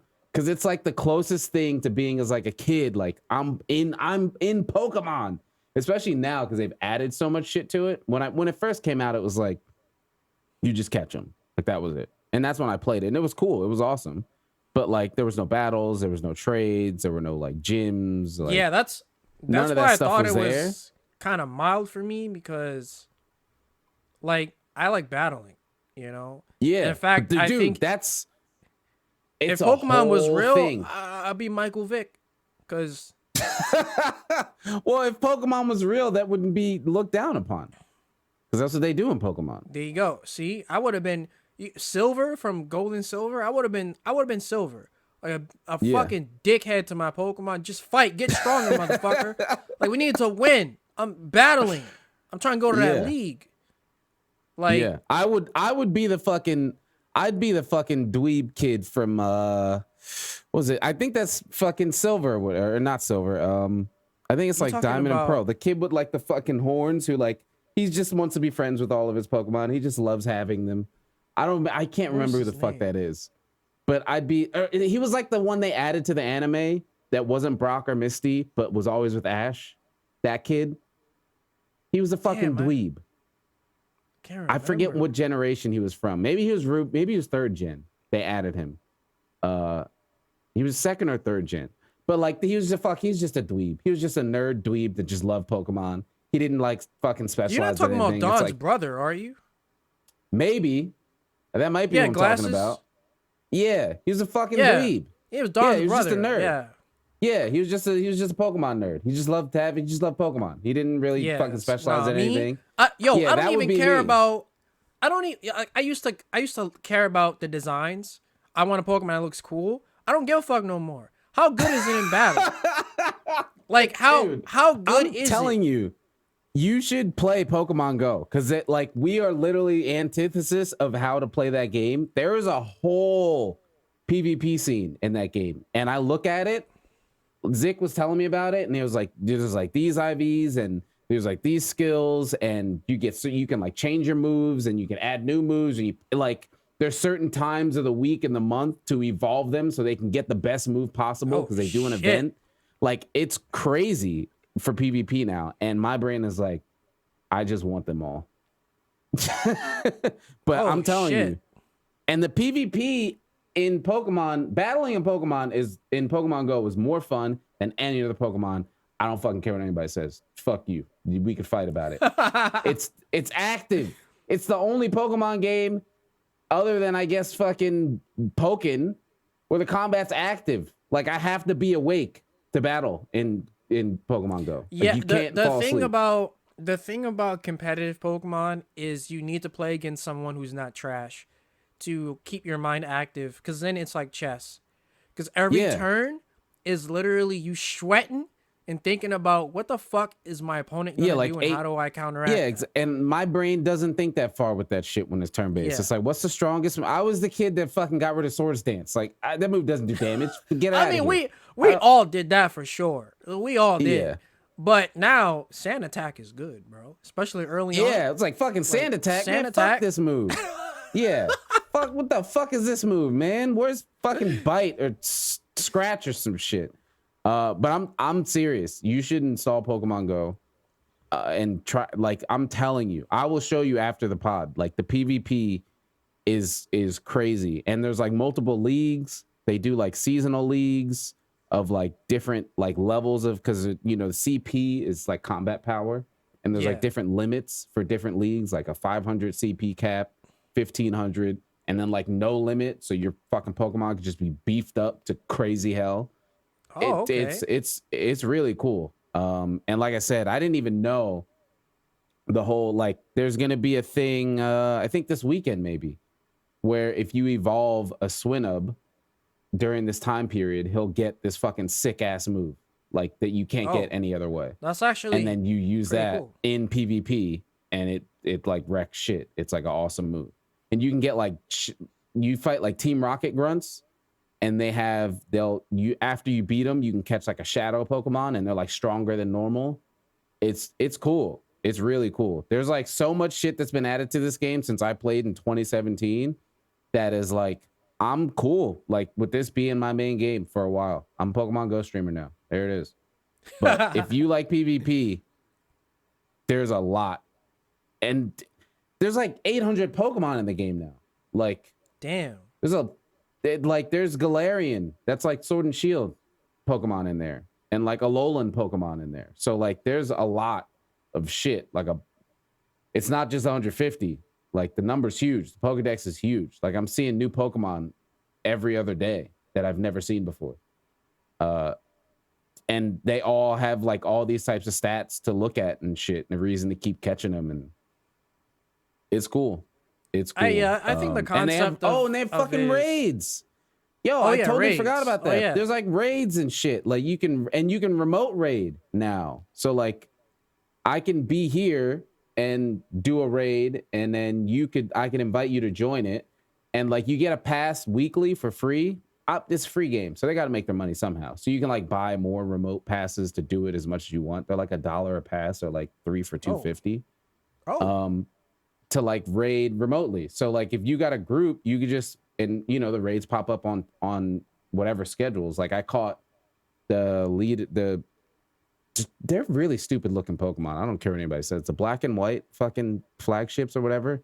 They look stupid. They look dumb. They're not cool looking Pokemon. They look like fake Gundams or some shit. I don't know. I caught them both. Gundams. Though. Nah, they look like Looney Tune mons. Like they it's too much. Like that was kind of the point where I was like, I'm pretty done on Pokemon because like these designs are just not it anymore. Like Ruby Sapphire was kind of Ruby Sapphire was cool, and then Diamond Pearl was like, why? This is okay, and then Black and White was just like, all right, dude, you guys are out of ideas. The thing is that with Black and White, they finally moved away from Japanese inspirations. So the reason why all of the designs looked jarring is because it was based off America. Well, that makes sense. Fuck this place. So Unova is America, Gen 5. Oh, okay. That's why you have that like, whole Battle Pokedex Subway is in and there. Shit. Yeah. Yeah. Okay. That's my favorite gen. Yeah. Oh, that's in there. That's yo, get I'm telling you, get it. We can raid and get you fucking whatever the Reshiram, Roar, I don't know what the hell they're called. The Reshiram. Yeah, those two. They're raiding right now. Reshiram and Zekrom. Zekrom, yeah, with the fucking butt plug ass. Yeah. Yeah, you can get him right now. And he looks cool. I mean, like, it's just really crazy seeing it. Maybe it's just a boomer thing for me, but seeing like Bulbasaur and like Charmander and shit, and they're like 3D in the game, and like I throw the Pokeball, and I don't know, it's just really cool as a Pokemon Gen 1 boomer to be playing this game now and having like Pokemon excitement, because I haven't had Pokemon excitement in fucking decades. Literally decades is the last time I've had, like, it was a little bit there for Sun and Moon, but like I didn't even finish that game. So that game like tried too hard to be like, hey, Gen 1, you remember you guys used to play this game? They've been doing that forever, always adding in Gen 1 starters. Like, yeah. But I feel like Sun and Moon like dialed in on that because they're like, hey, here's this, and then here's like the Hawaiian version of it. Like, all right, dude, whatever. But I think Pokemon Go is awesome, and it's gonna be one of those games that I just like always play because it's cool. There's raids and community stuff, and there's like these apps where you can like party up with randoms too, even if you can't find people to raid with. It's really cool. And if you into PvP, I'm telling you, yes, that's literally all you. It's crazy. And there's like a whole thing to like when you switch the Pokemon, like timings to when you switch them. It's basically, but it's all like active. Like you have to be tapping the screen, and then you hit the ability, and you got to do like every element has like their own kind of like quick time event or whatever. And it's cool. And the same kind of weaknesses apply, you know, super effective, not very, all that kind of stuff. It's cool. And you don't have to there's no grind. The grinding is playing the game, like catching Pokemon. There's none of this like, let me fight a fucking Bidoof 800 times to level them up. You just catch the Pokemon. Oh, and then you can just level them up. So it like cuts the least, the most boring part of the game out of leveling up Pokemon. You just have to catch that same Pokemon a bunch, and then you can just level it up. Or rare candies. Rare candies are in the game too, and you just level them up for free with rare candies. It's cool. You got TMs. You can change your skills around. It's cool. It's cool. But what else do we got? We got. Well, we already talked. Oh, yeah, that's what it was. That was the next thing. Yeah. So you wrote this one down about variety content creation and how it's different having a niche. And that's actually a perfect transition because look at me. I'm playing Pokemon now. Never thought I'd be fucking streaming that game. So, and it's a niche, and dude, I enjoy streaming the game with the people who know me, but fuck, do I not want to find new people on Pokemon Go? It's just like, I know it's just 13-year-old kids. Yeah, dude, it's so fucking annoying, dude. I hate it. Anytime somebody new comes to my stream when I'm playing Pokemon Go, I'm like, I don't talk to me. No, I don't want to add you. I'm not rating. Leave me alone. Hey, does anyone have a Clefairy? That's you might want to trade with me. It's so annoying. But what were you saying? Well, this point of contention between whether or not you should be variety or focus on one thing, right? And I'm so fucking tired of explaining this to people, because when I write my thoughts on Twitter, there's always someone who's telling me just do what I want, right? It's not how it works. That not makes how it works me if you want to be successful out of it. That shit and that's the me thing. off. And it's like just do what you want. And it's like, you know what? That's a perfect thing for somebody to say. And I will never take any shade in this, but you can point them to my channel.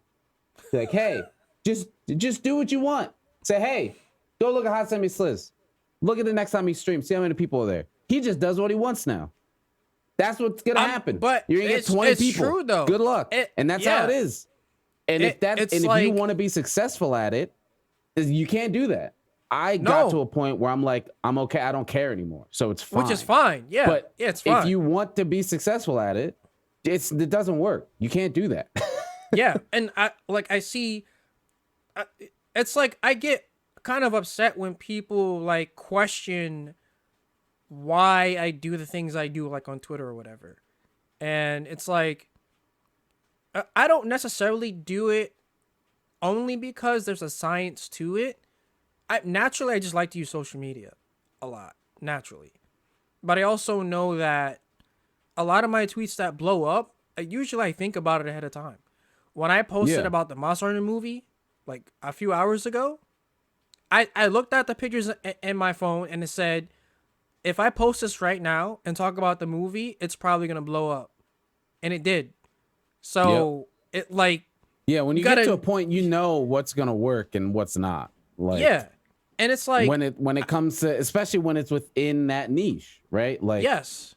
I can make some stupid Monster Hunter thing that's not even that fucking funny, but if I send it out and fucking Kogas sees it and retweets it, Bandino sees it and retweets it, it's gone. That's it. It's gone. It's and it's like mildly funny. It's gone. Yeah. It's out there. Yeah. And it's like, I know so many people, bro, that want to be successful in streaming and content creation or whatever. But it's like people wonder why I've grown as much as I have in a year. And I'm like you can't just like turn on your stream and play whatever the fuck and not be interesting. Like, it's not gonna work. At some point, you need to be self-aware enough to know that shit ain't doing it for you. It's not. Nope. It's so oversaturated. You need to have a central focus. A perfect example of it was generally my streams, because I've been doing whatever the fuck, like Pokemon Go and science and technology, because I just don't want random people in there. Like 20 to fucking 15, 20, maybe 30 people. I played Monster Hunter, and then I played 14, and I was at like 60. Yeah. Yeah, like... Just doubled. Yeah, and it's like I tell people all the time, bro, like, you need to have a certain personality if you want to do whatever the fuck you want. And I think a lot of people but think even they then, have what it takes. Even then, it's still slow. And even then, you still have to, like, either know somebody that you're playing with, so they have somebody to find. Like, you can have the most interesting personality ever, but if you're just streaming fucking, I don't know, Final Fantasy 12, fucking RuneScape, or RuneScape, RuneScape, or the fuck, what is that penguin game? The fucking the Penguin MMO, Club Penguin. Yeah, you're streaming fucking Club Penguin. It does not matter if nobody knew Markiplier and he was just streaming Club Penguin, nobody would fucking find out. No, Like, no, nobody would know. no. And it's like, it's like, bro, like, pick a lane and fucking stick to it for a while, at least. And that's when I was the most successful. I mean, I think I have a decent amount of personality with the type of humor I have and everything. You do. To carry and take it to that next level. But last year, I fucking locked in on Monster Hunter, and it was 100, 200, 300 people a stream, constant. Because I streamed all the time, and I just locked in on that and went hard on it. And it's like, by no means, I'm never... It has to be some form of personality, because I'm not the best player by far. Like, I'm not... I don't speed run either. I'm not the best player. And I'm not like the worst player to where it's like hilarious to watch me fail at the game. So, I mean, that's kind of the whole point of where the whole PVC theme came from, because I found that niche of, hey, I play this niche game and I play it in a way that most people don't. Not that I'm really good or really bad, but here's some shit that you probably didn't know about that's been sitting in the game. Do you know how to use your farm? Do you know how to make every type of food? Do you know where to get all these things from? So it's like you have to find a niche, or if you're going to do variety, build something up before you get there. Yeah, I mean, and I'm just like, I'm tired of explaining it. And I'm tired of like telling people like for YouTube, for example. Like, I can't just randomly come out of nowhere and say, well, I'm doing Elden Ring videos. Yeah. Like, unless my channel is a little bigger, sure. But especially on YouTube. Like, yeah. You're gonna get punished because for that. you're not even at the mercy of just like, oh, viewers coming by your stream. Like, yeah, Twitch has an algorithm, but not really. It's mostly kind of like word of mouth and people just watching it, searching the categories. YouTube, it's just algorithm. Like, that's it. That's all you got, your subscribers and then algorithm. So if you want growth, it's algorithm, because your subscribers aren't going to change unless new people are finding your stuff. So like, yeah, you going all over the place. It's not going to fucking work if that's what your goal is. It's just not going to work. And it's like, I'm not going to call anybody out.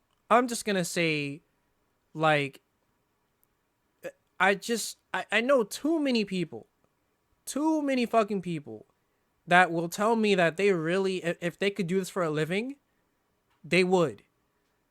But I don't think half of them have what it takes to do it. Or understand. Like, or even understand it, yeah.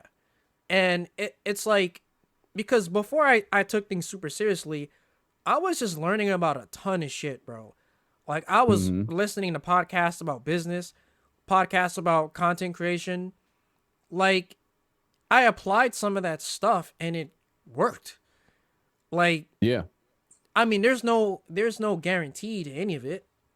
But if you want growth, that shit's gonna work. It does. And I just wish that more of my peers understood that, because I don't know, I feel like I kind of get shat on a lot by some people. See, that's the thing. The people who understand it don't say anything because they understand it. That's that's it. The people who don't get it are the ones talking about it. But the ones who do, I mean, think about the people who you know in the field who are successful. They're not the ones saying anything to you. True. They're just doing it because they know. Yeah. It's the people who aren't really, who either aren't successful at it or don't do it, like, are just viewers and have no reason to understand the science behind it because they just watch whatever the fuck they want to watch. That's usually how it goes. It's like, look at the people who are doing it the way it should be done. They're not saying anything because they know what has to be done. Because it's like, I was gonna write a tweet. I was gonna be like, man, I wish I could make content on SMT5 and talk about it. And then I know someone's gonna be like, well, why don't you do it then? And I'm just gonna be like, are you gonna watch it? Like, yeah, exactly. That's pretty much it. You gonna watch it? I hate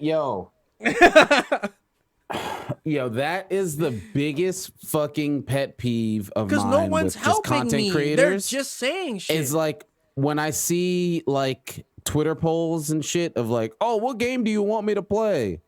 And they put some niche game there as opposed to the shit they always play. And then, oh, okay, so you want me to play fucking Doki Doki Panic? Okay, sure. I know I normally play Pokemon, but sure. And then they do that and fucking nobody comes by. Or they just ignore the fucking poll and play Pokemon anyway. It's like, what the, why? Or I guess or engagement. the poll will get like 5 votes. So it doesn't matter anyway. Or that, or that. And like, it doesn't matter that. anyway. Like, and I'm not like, because I've been there too. Like, I wrote a poll the first time I had a poll. No one fucking cared about what the fuck I had to say. So it's like, so do what you think is smart. I'm not even gonna say do what you want. Do what you think is smart. Because especially in the streaming world, if you wanna, like, if I wanted to play Genshin Impact, that game is too saturated, bro. So you're gonna have to do something different. Yeah. Like, no way. Different. I think something like Monster Hunter, I think the reason why I came up a little quick with Monster Hunter is because I did things different. Is because, you know, I feel like I'm the only content creator known in Monster Hunter that even uses the N-word. Like, like who the fuck does that? That can use it. That can use the N-word. Yeah. Yeah. It's like, it's just one of those things.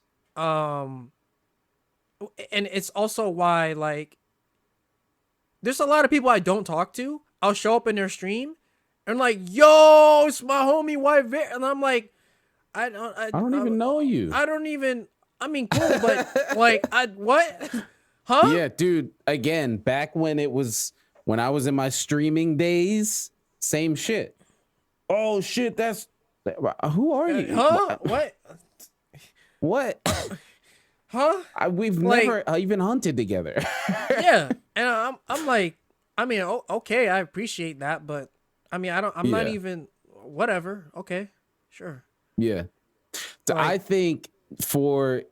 I think the best way for you to probably do your niche, like not Monster Hunter stuff, but still get it out is just through Twitter, because Twitter is the safest place to just do whatever the fuck you want that doesn't necessarily affect your metrics. Just make a little Twitter vid. If you just want to put something out on SMT, just do it there, because YouTube algorithm is gonna fuck you up if you do some shit that's not in the line. Because it fucked me up with Elden Ring. Because I did the Elden Ring reaction, and I was like, no one's gonna watch this, and no one watched it. So like, and then like I'm hurting after. Like, then I'm hurting. So just cut that stuff up, throw it on Twitter over the week. I think that's probably the best way to do it, because the algorithms ain't gonna let the rhythms. Don't work. You're not doing Monster Hunter? Oh nah, what the fuck is this? Nobody want to watch this shit, and they just bury it. Like, you got to get way past the point to just do whatever you want. It's like there's such an asterisk next to just do whatever you want. You got to build up. If you can take a 50% drop in what you got and you're good. Yes. Do it to get to the point where you could take a 70% and be good. Yeah, because there's always a certain amount of people that'll watch you no matter what. But if you're small, then the percentage is too small. Right? Yeah. And it was the same thing for streaming. Like, when I was like into Monster Hunter and people were coming around, especially 2020, I don't even know if I played anything else last year other than Monster Hunter. Oh, I think PSO. You just played Monster Hunter. Oh, well, PSO. I played PSO. That was basically it. But there was a lot of crossover with that. Yeah, there was a lot of crossover, and I was at a point where the people who only came from Monster Hunter, there were enough people who would always come, and then the crossover helped that I could play PSO. And at that time, I was like one of the top 5 or 10 streamers of PSO coming just playing Monster Hunter. And I didn't know shit about the game. It wasn't. There was no coming to the stream to get like knowledge because people have been playing JP or whatever. I didn't know fuck all about PSO. So it was just pure new experience. I think a lot of people liked to see you have that new experience. Yeah. Because I think a lot of them learned with you, and helped you learn more about the game. Yeah. So Yeah. But again, that worked at that time because I was getting to the 300. So if it dropped down to 100, I'm still doing Yeah. okay. it's fine. Yeah. Yeah. But like if you're not, you got to build up to that point. I fucking been streaming Monster Hunter for goddamn decade. Yeah. And then you rough. can lose it all just as fast. Because look at me now. I mean, granted, I don't stream anywhere near as often as I did, which is a huge part of it, which I'm okay with. But that shit can go away so fast. I get it. I get it when people are like, I got to do this week. I get it. But there's always the part of, hey, don't kill yourself.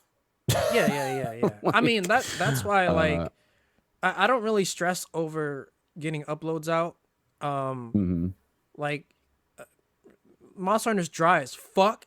So maybe two videos a week. There's no uploads to get out. Right now. Like 2 videos There's no a week. upload to get. But as long as I'm growing somewhere and Twitter, that shit is helpful. So fuck it. Yeah. That's the Wild West to do whatever. To do random ass creation. Just I mean, technically algorithm, the way Twitter works is just it doesn't matter what's around before and after. Is that tweet the one that's doing it? Yeah. All right, cool. As long as that's the one doing it. But yeah, that's that was cool. Oh, let's get this nasty shit out the way. What is this? What is this PlayStation vice president shit? What is this? What is this nasty shit? He's a pedo. There's more fucking nasty people. I mean, bro. All right, tipster news. The senior vice president of PSN, George Cacioppo. Cappuccino. George Cappuccino was caught in an independent pedophile hunting group known as People vs. Preds for allegedly trying to meet a 15-year-old boy for sex. Disgusting. And I'm at a point where it's like, I'm just fucking not surprised. I'm just numb to it, man. There's just shitty, gross people own shit and have a lot of fucking money. Surprise. I mean, I don't know if I've said it here, but like, I don't believe there's like billionaires, like Jeff Bezos level billionaires that aren't evil. I just don't believe it. And maybe I'm just a cynical fuck. No, most of them are, especially when you have the money and status. There's very few people who can remain humble after being that rich. Because that's the thing. Like, there's a point where it's past the money, and that's when the evil comes in. Like, there's no way you get to, like, this is the scale, right? Like, you get to this point, you're solid on money. Like, you're good. But you're going all the way up here. Like, the money is not the factor here. So it's something else. And that something else is fucking evil. It has to be. That's the only reason you're going to go past getting that much fucking money. Your generations, the world's going to be exploded. You'll have enough money. Most people who feel like, I mean, if I had that much money, man, I wouldn't even want to be in the spotlight. I just kind of like hoard a lot of it and make big ass purchases every once in a while. It's the kind of people who need that validation or alpha. Yeah, I don't need that shit. I'm the main. That's what those are the people that don't get the money. Yeah, exactly. That's why we are where we are. Exactly. Yeah. So it's like it takes that kind of person to you just got to be evil to make that type of money, man. There's just no other way. So when this kind of shit comes out, I'm not surprised, dude. It's fucking nobody. I believe every single person in these meetings that are making that kind of money are nasty in some form, whether it's like, I want to say cheating is like so light. Like, I mean, pedophilia or just but it's child also easy porn or when you're in that position. Like, Yeah. and it's common. And, Yeah. you know, like how many mistresses does this motherfucker have? Like, Yeah. it's just too common. Like, Yeah. Yeah. So this shit doesn't. It's just funny that they took a picture of him with Sackboy. which is Of all things to be. Oh my god, yo. He was trying to sack a boy. Yo. And he literally sent this He's kid trying to- dick pics. Well, it wasn't even a kid, it was a decoy. Oh my god, and he has a PS5 shirt on. Yeah, see? Fuck PS5. Don't get it. Wait, look at what you're actually, supporting. This motherfucker went to that meetup with a PS5 shirt on. Yeah, like, dude. Hey, look at me, like I work for PlayStation. Like the fuck. You want a free PS5? Yeah, come on. You want this? You want this PS5 dick? I mean, that's apparently what he was doing. Penis Super 5. Oh that's what he was trying to give. Yo. Oh, that's so funny. They put him next to a sack boy when he's trying to sack boys.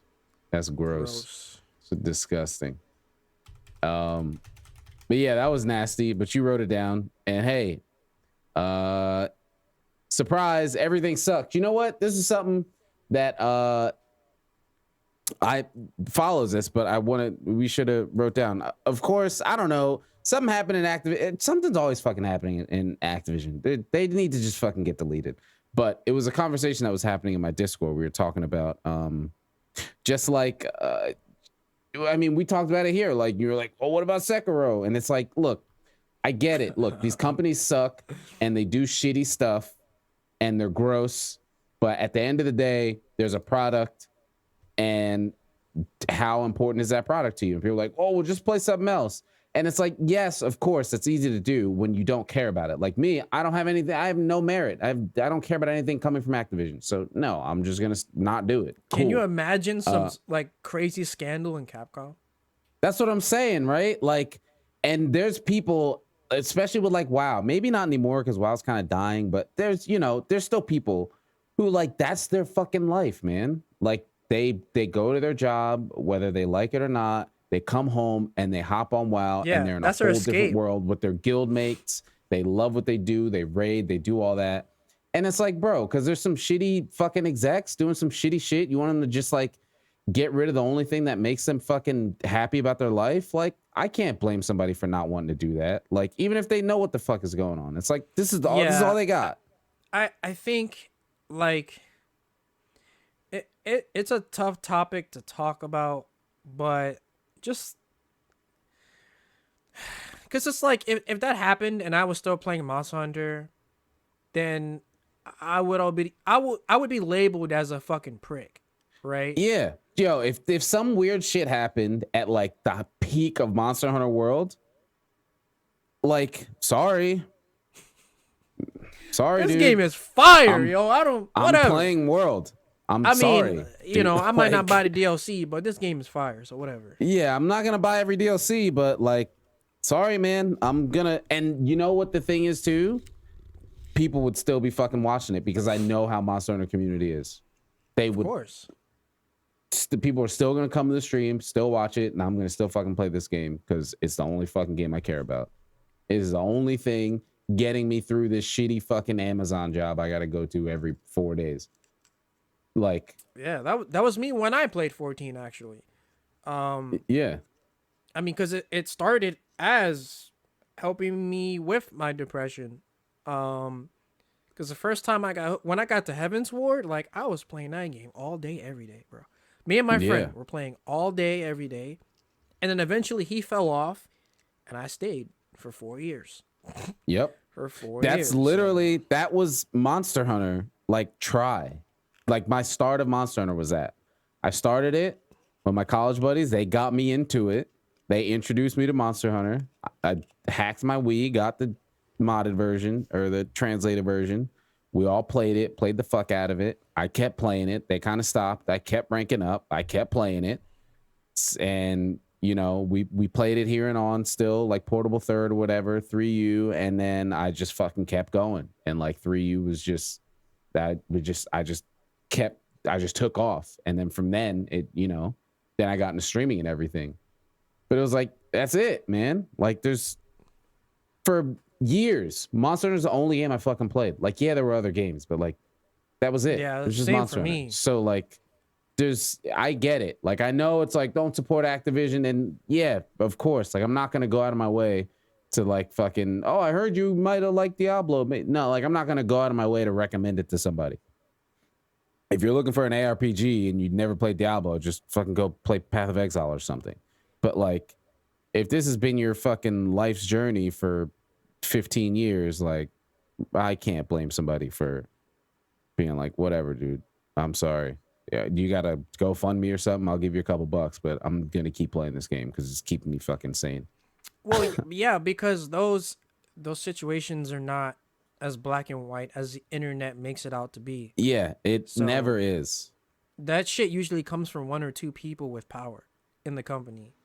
It's not Yeah. necessarily like the whole dev team are just sleazy dirtbags.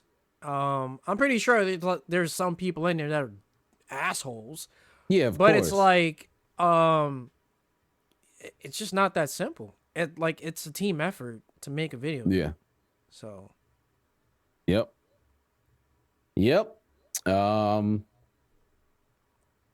I don't know how it's necessarily related to team effort. You know what? It was a team effort putting Discord where they were on the map, and then they say, "Hey, fuck you!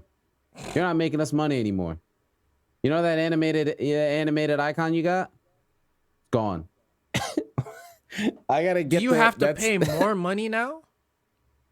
I mean, however much Nitro costs, you gotta pay it. Oh. So I gotta find that picture, the one where the clip where it's T.I. pulling the fucking necklace off. Give me that. From that's what Discord just did. Then they did it to a bunch of people. I mean, I knew I was on the way because I don't want more people in my Discord. That is the opposite of what I want in my community. The people who are in there now, this is a one way only door. That's it. I don't want more people. Like I was just saying with Pokemon Go, leave me the fuck alone. I don't know you. Leave me alone. Get out of here. I actually made those my rules. Leave, and if you're new here, leave or shut up. That's it. And no kappa. Those are my chat rules. If you're new, leave or shut up. And nobody follows them. They're new and they don't leave and they don't shut up. And then they use kappa. It's, why is my message banned? Get the fuck out of here. Anyway, yeah, they sent them a message out like it was a few months ago. They were like, we have these metrics for whatever. And again, everybody on Twitter was like, yo, this is fucking bullshit. We've been supporting your service and getting more people to use it since back when you first came out and you weren't fucking working with Microsoft and PlayStation and Fortnite and all this other bullshit, and we helped put you where you were. So now you're just gonna take it away. And they're like, all right, well, we'll tweak it a little bit, but it's still gonna go away in like 8 weeks. So basically that 8 weeks happened, and like everybody who, myself included, who weren't about that whole let's continue constantly try to grow the Discord community life, just all fucking lost Discord Nitro. Honestly, I'm not so it's even just all about gone. that either. My Discord doesn't pop off like that because I barely talk in it.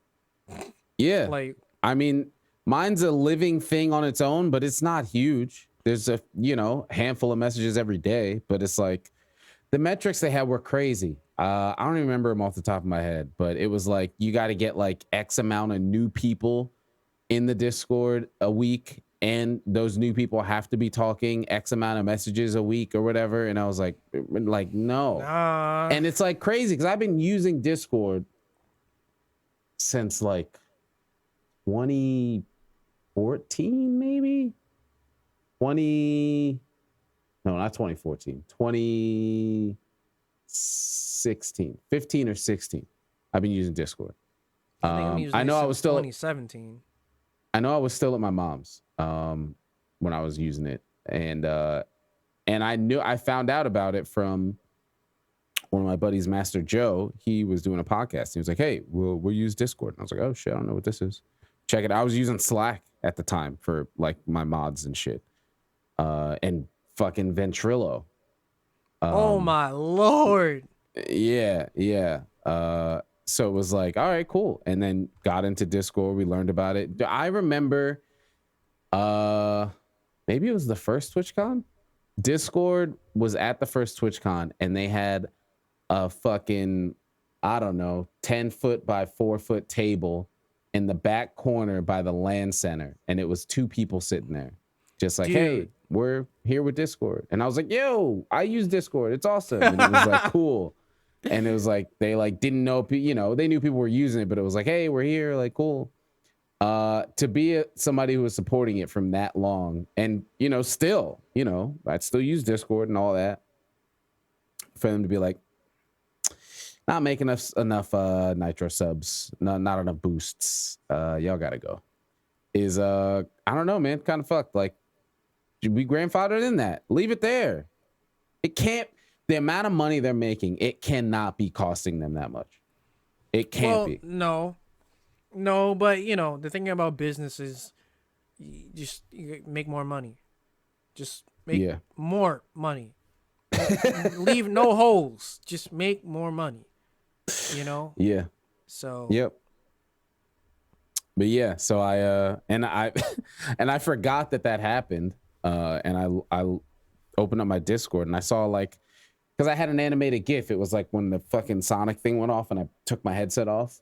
And I started like looking to the side and I usually mouse over and like it starts moving. I was like, it's not, oh fuck, I don't have animated anymore. So now it's just this dumb picture of me like looking off.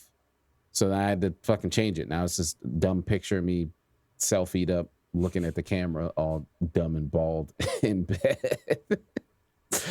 But yeah, that was like, I was like, man, that sucks, man. That sucks that they don't rip your goddamn like, chain off, bro. Yeah, they TI ripped that shit right off and said fuck it. Oh shit. All right. So I think we got a couple more things. I don't know if we have. No, we do have questions because we didn't do all of them last time. So we have a couple.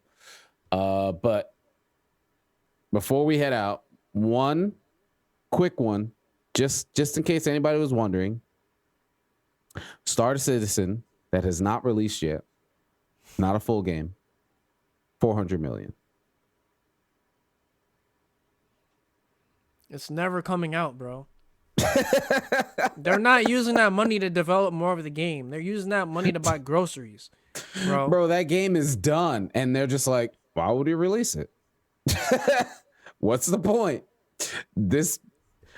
They'll stop being backed. Why would I stop this? The game's been done. That shit is done. I refuse to believe that game is not done. And they're just like, we're just not going to release it. Why would we? 400 million? 2021? Yeah. Let's pull that out a little bit longer. That shit ain't never coming out. Let's hit a bill. They'll keep paying us. Let's give them little crumbs, little dustings of a game, and let's get this Billy. Get a B. Yeah. That was just a quick one, and it's really funny that game is. It's wild, man. I don't know how big their team is, but there's no way they're not all fucking comfortable as hell. It does not even matter. Every single member on that team. There could be somebody who just fucking translating like general items, like fucking bolt, fucking spaceship screw. Translate that to Spanish. Fucking $300,000 a year. I bet. Yeah, that's crazy. But yeah, I think the last thing we wanted to get to, because we were both we were talking about, I guess Spotify Wrapped is kind of relevant, but there's not much to say, man. Spotify doesn't pay their artists, but I don't care. I keep using it, and we're all gonna keep fucking using it until something else comes along. And everybody posts their shit on Twitter. People are like, oh, Spotify sucks. Oh, why are you posting Spotify Wrapped? And nobody cares. Whatever. I probably think this would be a better conversation when we had another artist on here. If Tom was on here, I don't think he's really using Spotify for money though, but we might hit up DJ Supersonic, because I know he was on your top 5, and that's the homie. And I know he'd come through and talk about it. But yeah, we had some TV stuff. I've been trying to watch Arcane. You watched Cowboy Bebop, and I also watched Red Notice, starring Dwayne The Rock Johnson and Ryan Reynolds and Gal Gadot. But let's start with Arcane, because you've been tweeting about it too, and I love seeing the tweets about it because I feel the same, even though I've watched it and I don't think it's bad. Bro, I don't give a fuck about Arcane, man. I don't give a fuck about League of Legends. I don't care about Jinx, Tuna, whatever the fuck. I don't care. Like, I don't give a fuck. Like, I don't care. And I'm seeing this all the time under the video game topic on Twitter. Yeah. I'm not looking for this shit. It's looking for me. Like, every time I scroll, I'm seeing some stupid fan fiction, dumb shit. Like, what the fuck? I don't care about this person. Like, the thing is, I'm watching it. I'm trying to get through it. I'm like 4 episodes in or something. And every episode, like Heather and I are watching, I'm like, I don't know how much more I can do this. I just don't care about any of these characters. Like, it looks good. It's visually cool. The plot is like whatever, I guess, but like I don't care about any of these characters at all. I have no attachment to them. I know it's pretty good. I know it. I know people worked hard on it for years. Yeah. I get it, man. It's great.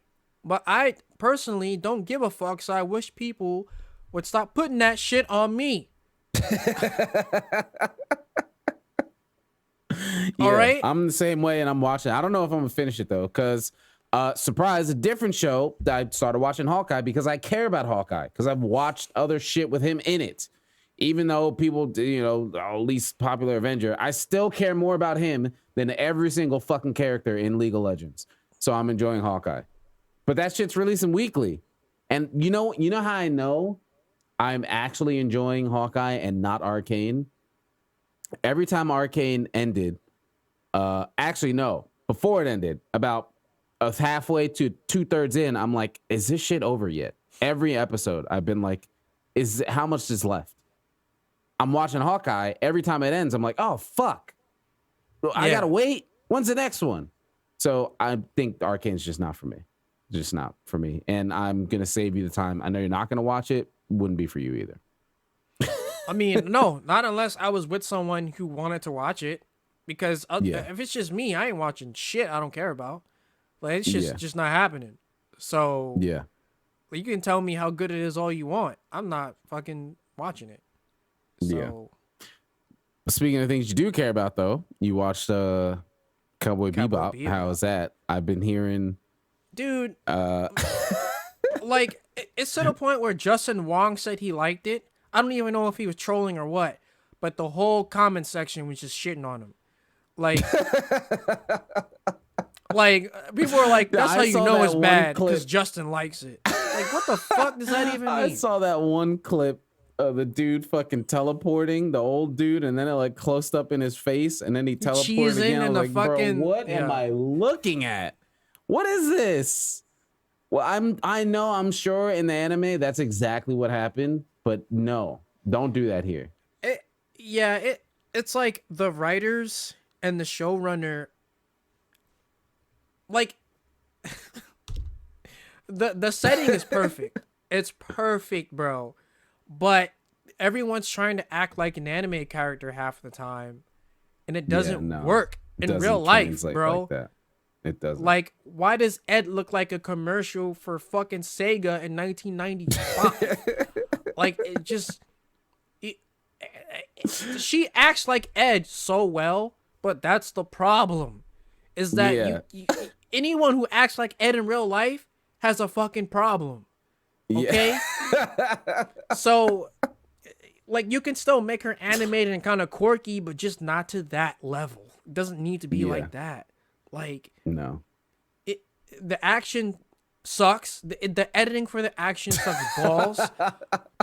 Like, every time someone lands a fucking punch, they're cutting it to a different angle. Like, let me see what the fuck's going on. I can't fucking see shit. Like, and then Spike, the first episode, Spike did chain punches. And they look like dream punches. because he wasn't hitting him hard enough. It looked like he You was said yo, that? He was And like I this. remember you mentioning this, and I saw like other people saying the same thing, and I was like, all right. Yeah, like he was like, it was like no force behind it. Yeah, he was like, and I was like, yo, what are you doing? Like, what is this? That's awkward. Like, but it like I watched it every time I went to go eat dinner, and I enjoyed it. I really did, but that's only because I'm a person that takes in everything about what I'm watching.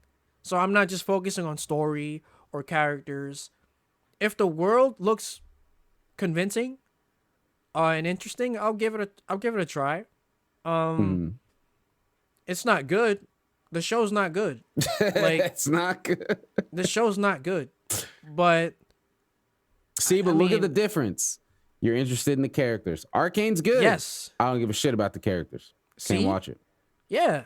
It's a difference. Like I wanna Arcane is see- not bad. It's not like the content. It's not a bad piece of content. It's Yeah. good. It looks awesome. I just don't care. The guy who played Jet, dude, he projected this man so well. It's so good. It's perfect. John Cho as Spike, I don't know. Like, I guess because he doesn't sound like Steven Blum, it just feels The off. voice, man. The You voice need is just that too voice. iconic, bro. Like, yeah, it's too iconic. but he kind of has a swagger a little bit, but he getting old, bro. Like you can see it in his Yeah. face. He getting old. Like if Yeah, you Spike Asian is and you look young, like right? you Isn't getting Spike in like his Spike 20s? is like 27. Yeah. John Cho is like almost 50. Or he is 50. Yeah. Like, what the fuck? Yeah, when you're you're Asian and you're starting to look old, you old. it's a quick decline. Yes. It's a quick decline after that. So it's like, it looks like he's trying to be young with his hair. Like, don't no 50-year-old walk around with their hair like that. Like, I don't give a fuck who you are. Unless you're a musician. If you're not a Yeah. musician, ain't no way you walking around like that at 50. Yeah.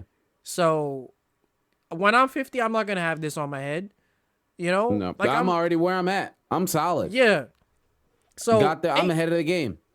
ain't no way, bro. Nope. Yeah. They changed around some shit.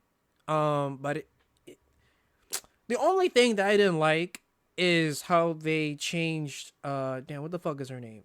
His ex, whatever the fuck her name is. She didn't have that much screen time in the anime.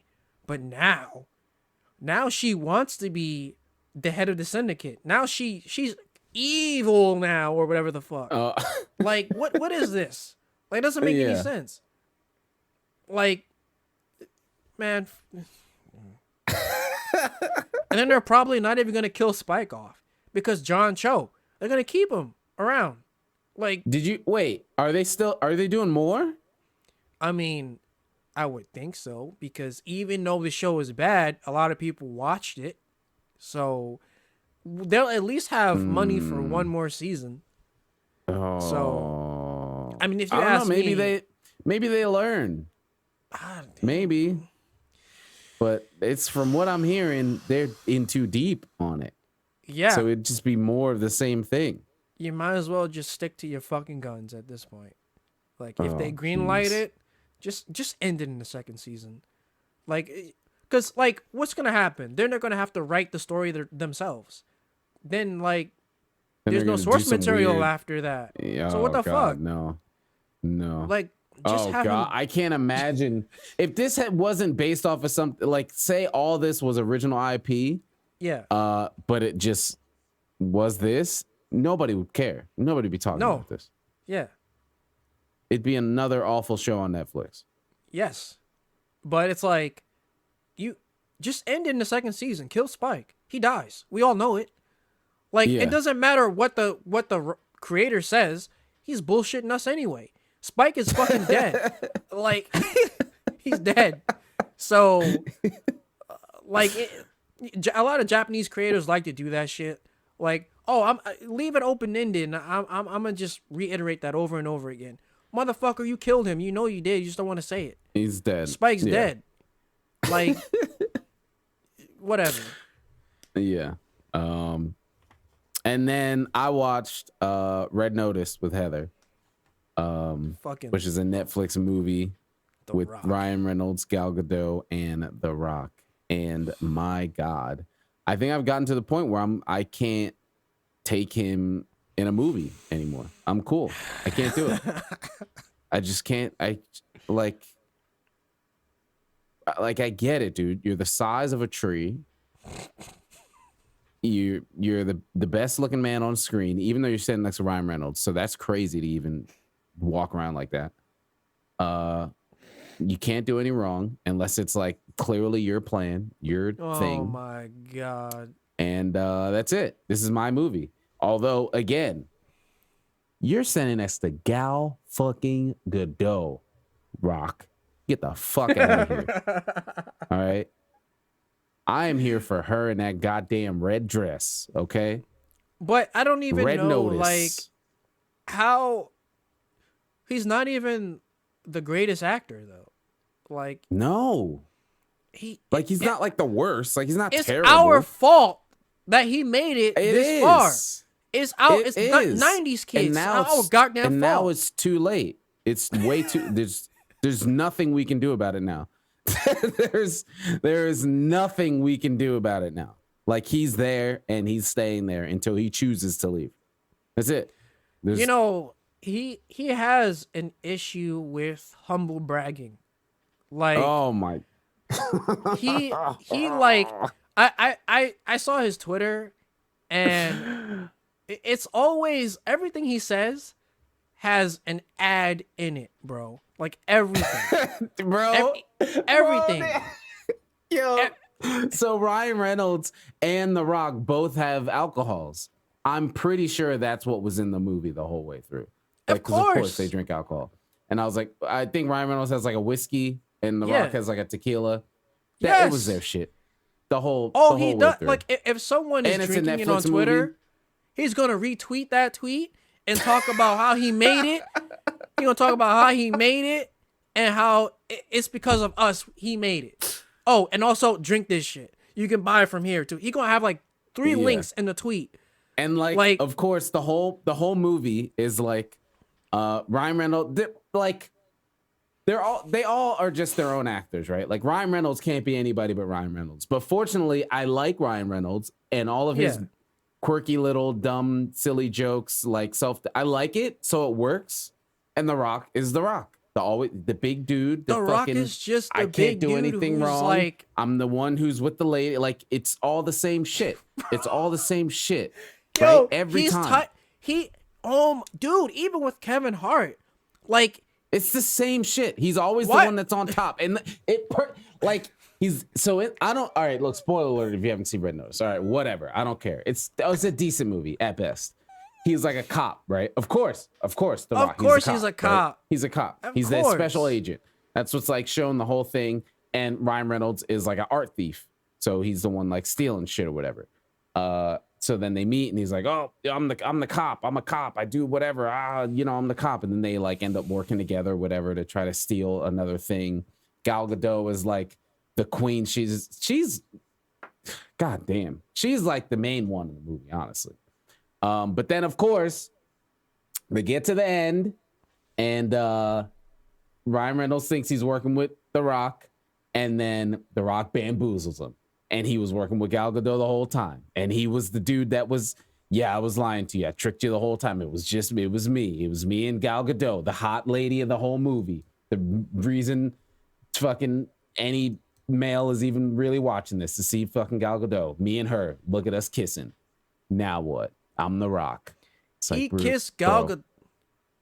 Yeah. They don't even have. Of course he did. They don't even. Of course he did. They don't even have like any. What?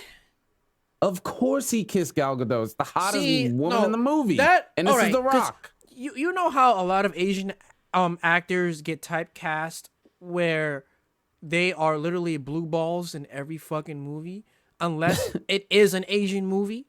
Because The Rock if it's is the not, opposite of that. he's the exact opposite, bro. Opposite. Like if you're Indian or Asian and in a Hollywood movie, you blue balls to shit. No one Yep. gives a fuck about. No, you're not even getting a kiss, bro. Yep. No, The The Rock. Rock, everything. Everybody. He had this whole Every scene movie. where he's like dancing with Gal Gadot, and they're like, you know, all fucking. He's holding her leg up and all this shit. Ryan Reynolds is just Bro, if sitting I there was like on a set, butler. really? That's bullshit. Yep. If I was Ryan Yep. Reynolds, I would have. I'm not working with this motherfucker ever again. I'm not working with him again. Because fuck that. I'm Ryan Reynolds. I'm the one. I'm the one. I'm Deadpool. Like, I'm fucking Deadpool. I'm charismatic. The Rock ain't fucking. He's a little charismatic, but not enough to always the get the same. goddamn girl. Like, Yeah. Yep. And he got her. Basically twice. And then at the end, it's him and Gal Gadot on a fucking yacht. Like, yeah, we did it. I'm not watching that movie.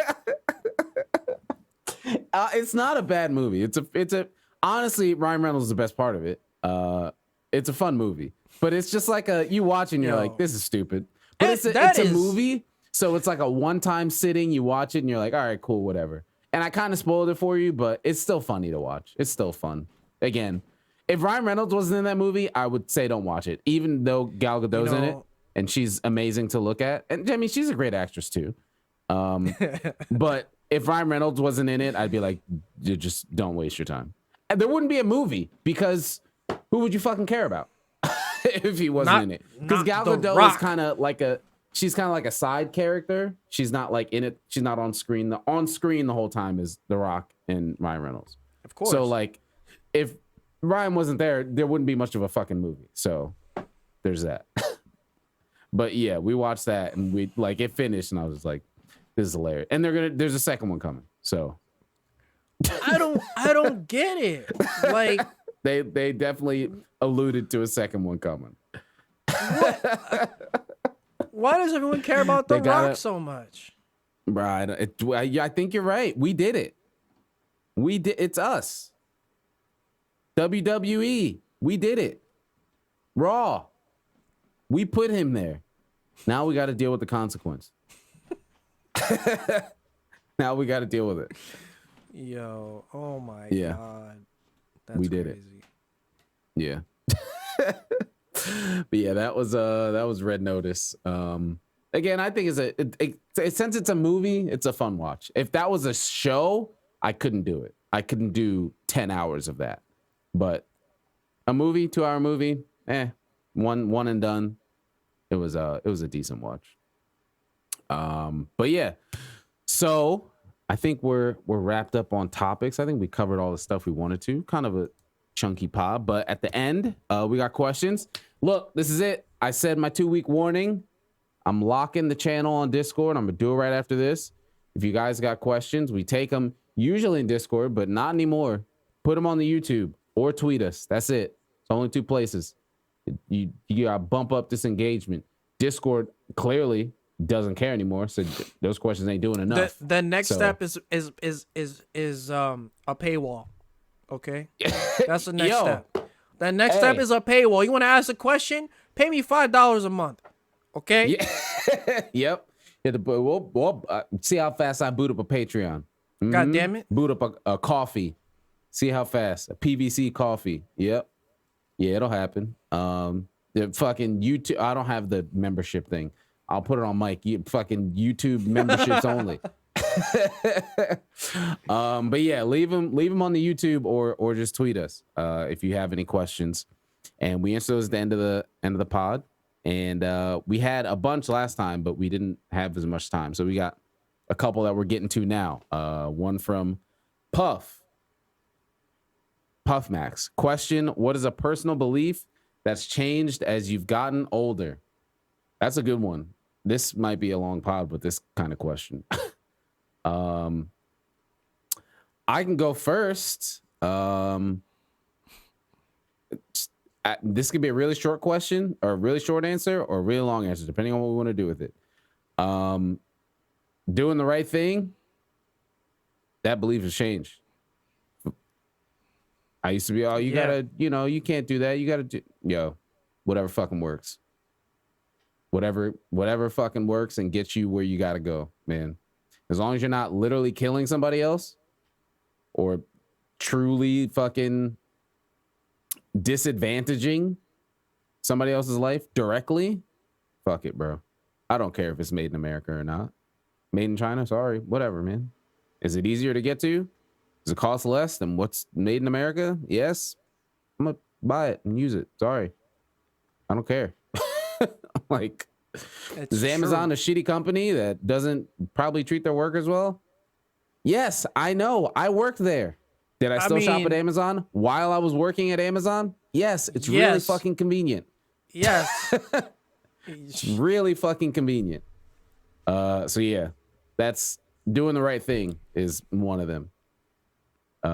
Try not to be a shitty person, but doing the right thing, not always a way to go for me.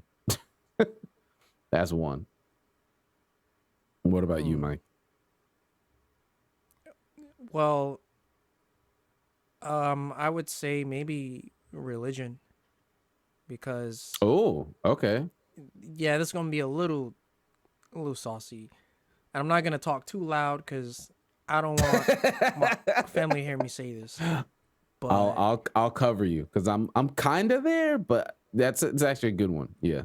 Because I grew up as a Jehovah's Witness, and so did you grow up as Jehovah's Witness, or your household was Jehovah's Witness? my if you understand the household difference, was, but I was on my way like there. you practiced and everything. Oh, okay. Yeah, I did. Okay. But I mean, I was young, so it wasn't Yeah. like it was just all I knew. Yeah.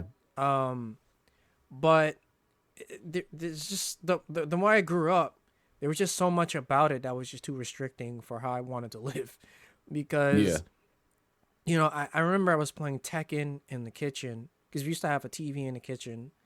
Man, those were old days. I remember my grandma had a TV in her kitchen. I know, and I was playing Tekken, and you know, there's a fighting game, and there's some blood in it. Yeah. And my grandfather's like, "Turn that off," and I'm like, and he's like, "There's violence in that game. You can't play that." And I'm like, "What the? I play this at home. Like, it's just a video game. Like, I'm not gonna go outside and hit somebody." And mind you, I'm young saying this. I'm like, what am I gonna do? Like, what, somersault on someone's face? Like, I'm just playing the game. And it's like after a while, like the more I lived with my mom, because she doesn't practice it, I was just like, yo, I don't care about this anymore. I don't even know if this means anything. Like, I don't. And then the older I got, especially when I started playing games like, dude, when I got exposed to Shin Megami Tensei, like, that literally changed my entire mindset. Like, and the more I got into science, yes, I just was like, because it's not like I believe the folklore stuff. I just find it interesting, you know? Yeah. And I legit was interested in the occult for a while. Not like practicing it, but just like interested. It's like it's these things where if there's so many different groups of people all saying the same thing, it had to come from somewhere, right? Yeah. So I'm interested in seeing where it all came from. And I think that's pretty cool. And then it just got to the point where I was just like, bro, does any of this shit in the Bible mean anything? Like, does it mean anything? Yo, like, and this is the alley-oop, because I mean I went to Catholic school from kindergarten to 12th grade. Yeah. So I've been around it always. And my mom is like, we don't go to church every Sunday, but she's religious and all that kind of stuff too. And it's just like, maybe it's just the cynical pessimism. It's like, how is somehow this religion always the best thing? Yeah. And then shitty shit happens all the fucking time. All the time. It's all the time. And it's not him. I question so much, bro. It's like, it's like the more I think about it, it's like, so I can't like watch or read fiction that has magic in it. Why? It's fiction. Someone wrote this at home. Someone literally wrote this in a Starbucks. Like, who the fuck cares? Like, it's fiction. It's like everything would be boring if all we did was watch fucking One Life to Live. Like, what the fuck? Like, Yeah. it's just, I can't do it. Because I feel like, bro, I only have one life to live. And I'm not exactly. I'm not restricting myself so much with shit I don't even know if it's even real or not. Like, if I die, it might be nothing but blackness. It might be nothing at all. My human mind can't even comprehend what being dead is like. Yeah. Like, so it's like reincarnation. You know, like, I respect all of that shit, by the way. Yeah, obviously. Exactly. Same but thing. But it's like, I don't know. Like, I don't know. So it's like, I'm going to live here and now, right? And if there's consequences for it, then, well, fuck it. You know? Yeah. Because no one told me there was. So if I'm in hell... Everything that we hear from this life is you got one. You only got one. So if I wake up in hell, well, fuck, I guess I'm... okay. Well, fuck it. Okay. Like I mean, no one told me about this ahead of time. Yeah, like, and it's like, oh, well, we did, and it's like, how? Like, who's the one to weigh this? You know, like, who's the one to say, hey, you ran over a squirrel yesterday? That's the one that you going to hell. Breaks the straw on the camel's back. That one. That's like, that one right there. Why am I in hell? Oh, well, you cheated on your wife, huh? Like. What? That's it. I mean, that's it. Now eternity ruined. Whatever that is, that action did it.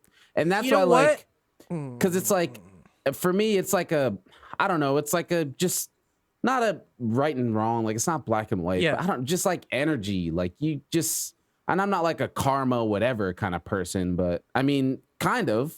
Like, if you're a decent person, like, decent shit'll happen. Like, if you just at least think about being decent, maybe. Yeah. It's like, that's kind of it. I don't know. Like, when there start to be like rules, and that was always thing for me. It's like, you got to go do the 12 days of the cross, and you got to stand, you got to kneel, you got to stand, you got to repeat this psalm. Bro, what do you talk? Why? What does this have to do with me being a good person? Exactly. What does me doing these specific actions written in a book of text from 2,000 years ago have to do with me being a good person? Why is it that me playing a Japanese video game from some nerds that wrote this shit in the late 80s have me thinking about the rest of my life and how I grew up? Because, dude, nothing is black and white. Nothing. Yeah.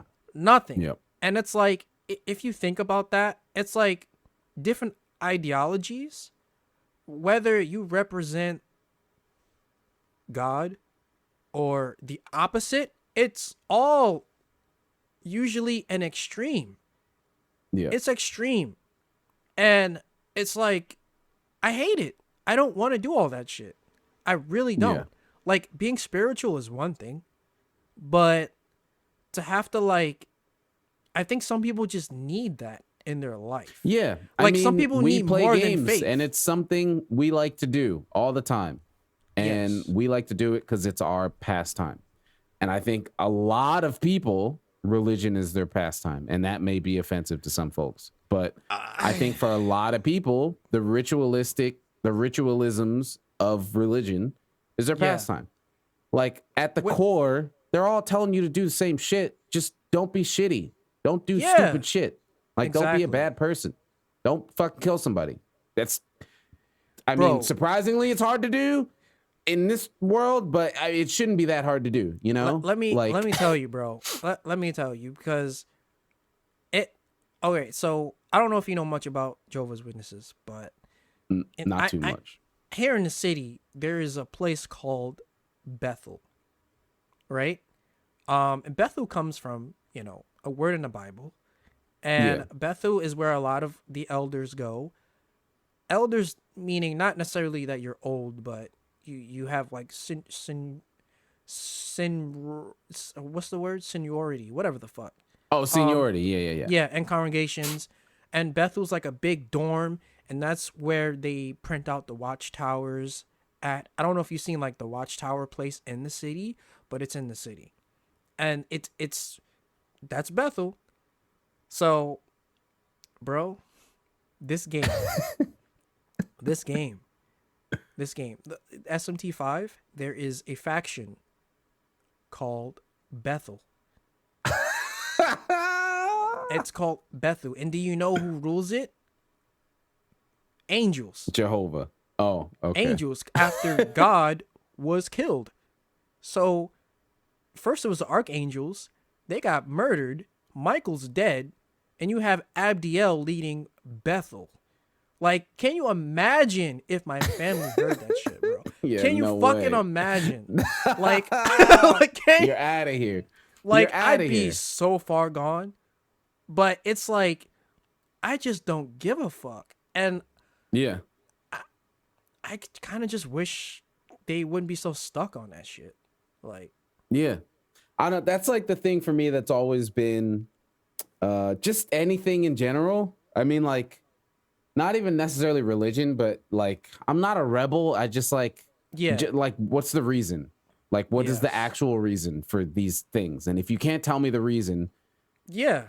and then like, why? So it's like, there's just so many things in religion where it's can't just like, give you a what is the why. reason other than we've always done this? Because fucking slavery used to exist because they just always did it. And that wasn't cool. Yeah, So of like, course. like any, and I don't know, I can't say all because I don't know all religions, but a lot of religions have those kind of things, and it's like, this is just the way it is, so we do it. It's like, I can't do that. I can't. Yeah. I can't not be able to question that. Which is funny because I don't think I can, even as far as relationships go, I don't think I could date anyone who's like even remotely religious Yeah. anymore. I couldn't Because I just don't give a fuck no more. Like before I dated a girl, Mexican girl, she was Catholic. Yeah, Catholic. To the point where she wanted me to go to church with her sometimes. And No. yeah, like, Sorry. and sometimes I felt, because I was into SMT at the time, sometimes I kind of felt like she felt really weird about it sometimes. Which is why it was weird because she liked Persona. But every time I'd play SMT, she'd be like, I don't think I want to play that. And she could never tell me the reason. She could never tell me the reason. And I'm like, what? Why? You think it's like too hard or something? She's like, I just like Persona better. And I'm like, I mean, all right, demons and yeah. like I can't do it no more. Yeah, same. I'm the same way. It's like, just be good. I don't know what the fuck happens when I leave here, but like, I don't know, man. Just don't be a shitty person. Please. Like, that's it. Yeah, I knew that one was gonna be a bit. When I read that, I was like, yeah, that's a hefty one. Thanks for that question, Puff. That was a good one. And then we got another one from Steve, Salty Steve. Any games where you bought it, didn't like it or hated it, yet still charged through because you either already took the L buying it or was holding out for it to get better? I can do that one very quick, very easy. Every game except Monster Hunter and Sekiro. Easy. That's every fucking game except for those two. Well, I guess not two because Monster Hunter. Every other fucking game, I get tired of it before I'm done. But I finish it because I already started it. Even Dark Souls. I love Dark Souls, but I don't love that game the whole way through it. Nope. You know, I get fucking tired of it, but I gotta finish it. I don't really do that because there are some games I buy on a whim and I'll never play it. Like, oh, well, if I don't play it, then that's different. I mean, like, I started playing it. Okay. And like, I'm through it, and it's like, you could either just stop and put it down or you finish it. And it's like, well, I stop and put it down gonna, because yeah, I don't really think about, well, I started it, so I might as well finish it. No, it's like, if I don't feel like playing this shit right now, then I'm not playing it. And yeah, I buy most of my shit digitally, so it's not going anywhere. So yeah, sometimes I play hidden gems by just playing shit I bought years ago. Yep. So just let Yeah, it sit I've there. done that. I've been doing that more now. Now that Yeah. I guess, getting older. Like, I was playing Blasphemous. It wasn't a shitty game. Yeah. I didn't love it though, so I was like, I'm done. I'm cool. I'm stopping this. Yeah, that's like Yakuza 7. Like I played like 10 hours. This is really good. Then I just fucking deleted it. Like and I'll still tell people like Yakuza 7's really good. I didn't finish it. Yeah. But yeah, Same thing with I don't- Blasphemous. Like, it's a cool game. It's a beautiful game, and if you're into the whole have a game pushing your shit in over and over and over again in a platform style, fucking, it's for you. Bro, I did that Nah, with I can't do Persona it 5 anymore. actually. I bought the game 3 times. I bought Japanese, I bought English Persona 5, and then I bought Persona 5 Royal. I didn't finish any of them. So like I did like I played through them and I was like, yeah, Persona 5 is pretty good. Didn't finish not one version. Oh, I you know, even a couple bought games that DLC. I didn't do that in. Bastion, I enjoyed that game all the way through. Mark of the Ninja, I enjoyed that game all the way through. Okay. Those two I did. But like, bro, like any big game, like AAA game, bro, I love Watch Dogs. By the end of that game, I wanted it to be fucking over. I wanted it to be done. I loved like, I bought clothes and shit. Like, I have his coat, and it was not cheap. Like, it's a sick leather coat. Yo, it be like that sometimes. Like, But by the end, I was done. yeah. Oh, please, when is it over? It be like Yeah. that. I mean, shit. Especially with longer games, it'd be like Yeah, that. that's what it is. That's why I like the games that don't do that, other than Sekiro. It's usually indie games because they're not that Yeah. long. So I'm like, it ends and it's like the right amount of content for it to end. But it's like these big there's- AAA games like got to be 100 Yeah. hours, and it's like, bro, this was cool for like 20. I'm like, end it. There's like a tiny amount of games that I will buy and always complete and probably do it over again. Like Monster Hunter. new is Dragon like Quest it. game, Monster Hunter, Dragon Quest, SMT. If they do another maybe- Sekiro, that'll probably be it. Oh, Sekiro for sure. I feel Yeah, like I can't even say Souls else- because I never finished 2. So I Yeah, can't everything even, and I didn't finish else- Bloodborne. See, I mean, I didn't finish neither of the Dark Souls games I played, so Yeah. it just Yeah, depends. I never. guess. Well, I can't say Spelunky because that game doesn't really count. It's a roguelike, so that game doesn't really end. And it's also really fucking hard, so that doesn't count. But yeah, just Monster Hunter. It's like the only games I'm like finishing these days. I That's mean, it. Monster Hunter is the only game that I'll put 1K hours into easily. Oh say yeah, that. for sure. Because Yeah. even like the best JRPG I'll play, I can only get maybe 300 hours until I'm just done. And I will Yeah, pick it I mean back up. stories. Yeah. Stories too. Great game. By the end, I was done. I was cool. Yes. Final boss was awesome, but like I was like, all right, dude, like, all right, man, I get Yeah. it. It's Where do I just gotta go? because those are like story focused or just linear experiences. So Yeah, there's only so many times you can do it in a short span of time, right? yeah. Because even Breath of the Wild, 520 hours in Breath Oh of the my Wild. god, dude. Yeah. By the end of Breath of the Wild, I couldn't fucking wait for that game to be over. Oh my god, dude. Like I I played that could game not too fucking much. wait. Like I played it too much. It was great. It was a wonderful game. It was, I mean, I can't say my favorite because it's still Majora's Mask, but like it's up there. It's a really fucking good game. But by the end, just every fucking Tauros dude, like fucking lightning zapping me, like dude, I can't, come on. Have we done yet? Like, now we done like the right way done? Because I don't want to just skip right to the end. Like, I know that's possible, but like how the devs intended for me to be done, are we there yet? Because fuck, dude, by the end of that game, it was kind of like pulling teeth. I was like, there's no way I'm doing this dungeon for 8 million floors. I don't give a fuck about that sword or bike, or I'm done, dude. I can't do it anymore. It was just too much. It was just too much. but I got through it because I was like, I invested way too much time now. I got to finish this game. I got to get I to think the I end. just like exploring. So, like, it That's was the thing. I relaxing like for me. exploring, but exploring is such a risk for me because it can so easily become too much to where I don't want to do anything anymore. And that's Oh, what really? always happens in open games. Yeah, because it's like, oh man, this is cool. I can go here, I can go there, I can go here. All right, well, I've already went here, there, here. Now I have to go everywhere else. And in that process of going everywhere else, I get tired of the fucking game because it's huge. Oh, I mean, It's like for I me, have to do everything or nothing. And in the process of doing everything, I get fucking tired and annoyed of the game. That's the thing with open world games for me. I can't not go in every building if I can go in every building. Oh, well, the thing for me with open world games is I just kind of pick and choose where I go because I'm not a completionist kind of person. So it's like, Yeah, once I have my fill, yeah, I'm ready to end the game now. yeah, no. You know? See, it's like, well, what? That's just how I play it. Well, like, what's over here? What if I go this way? What if I do?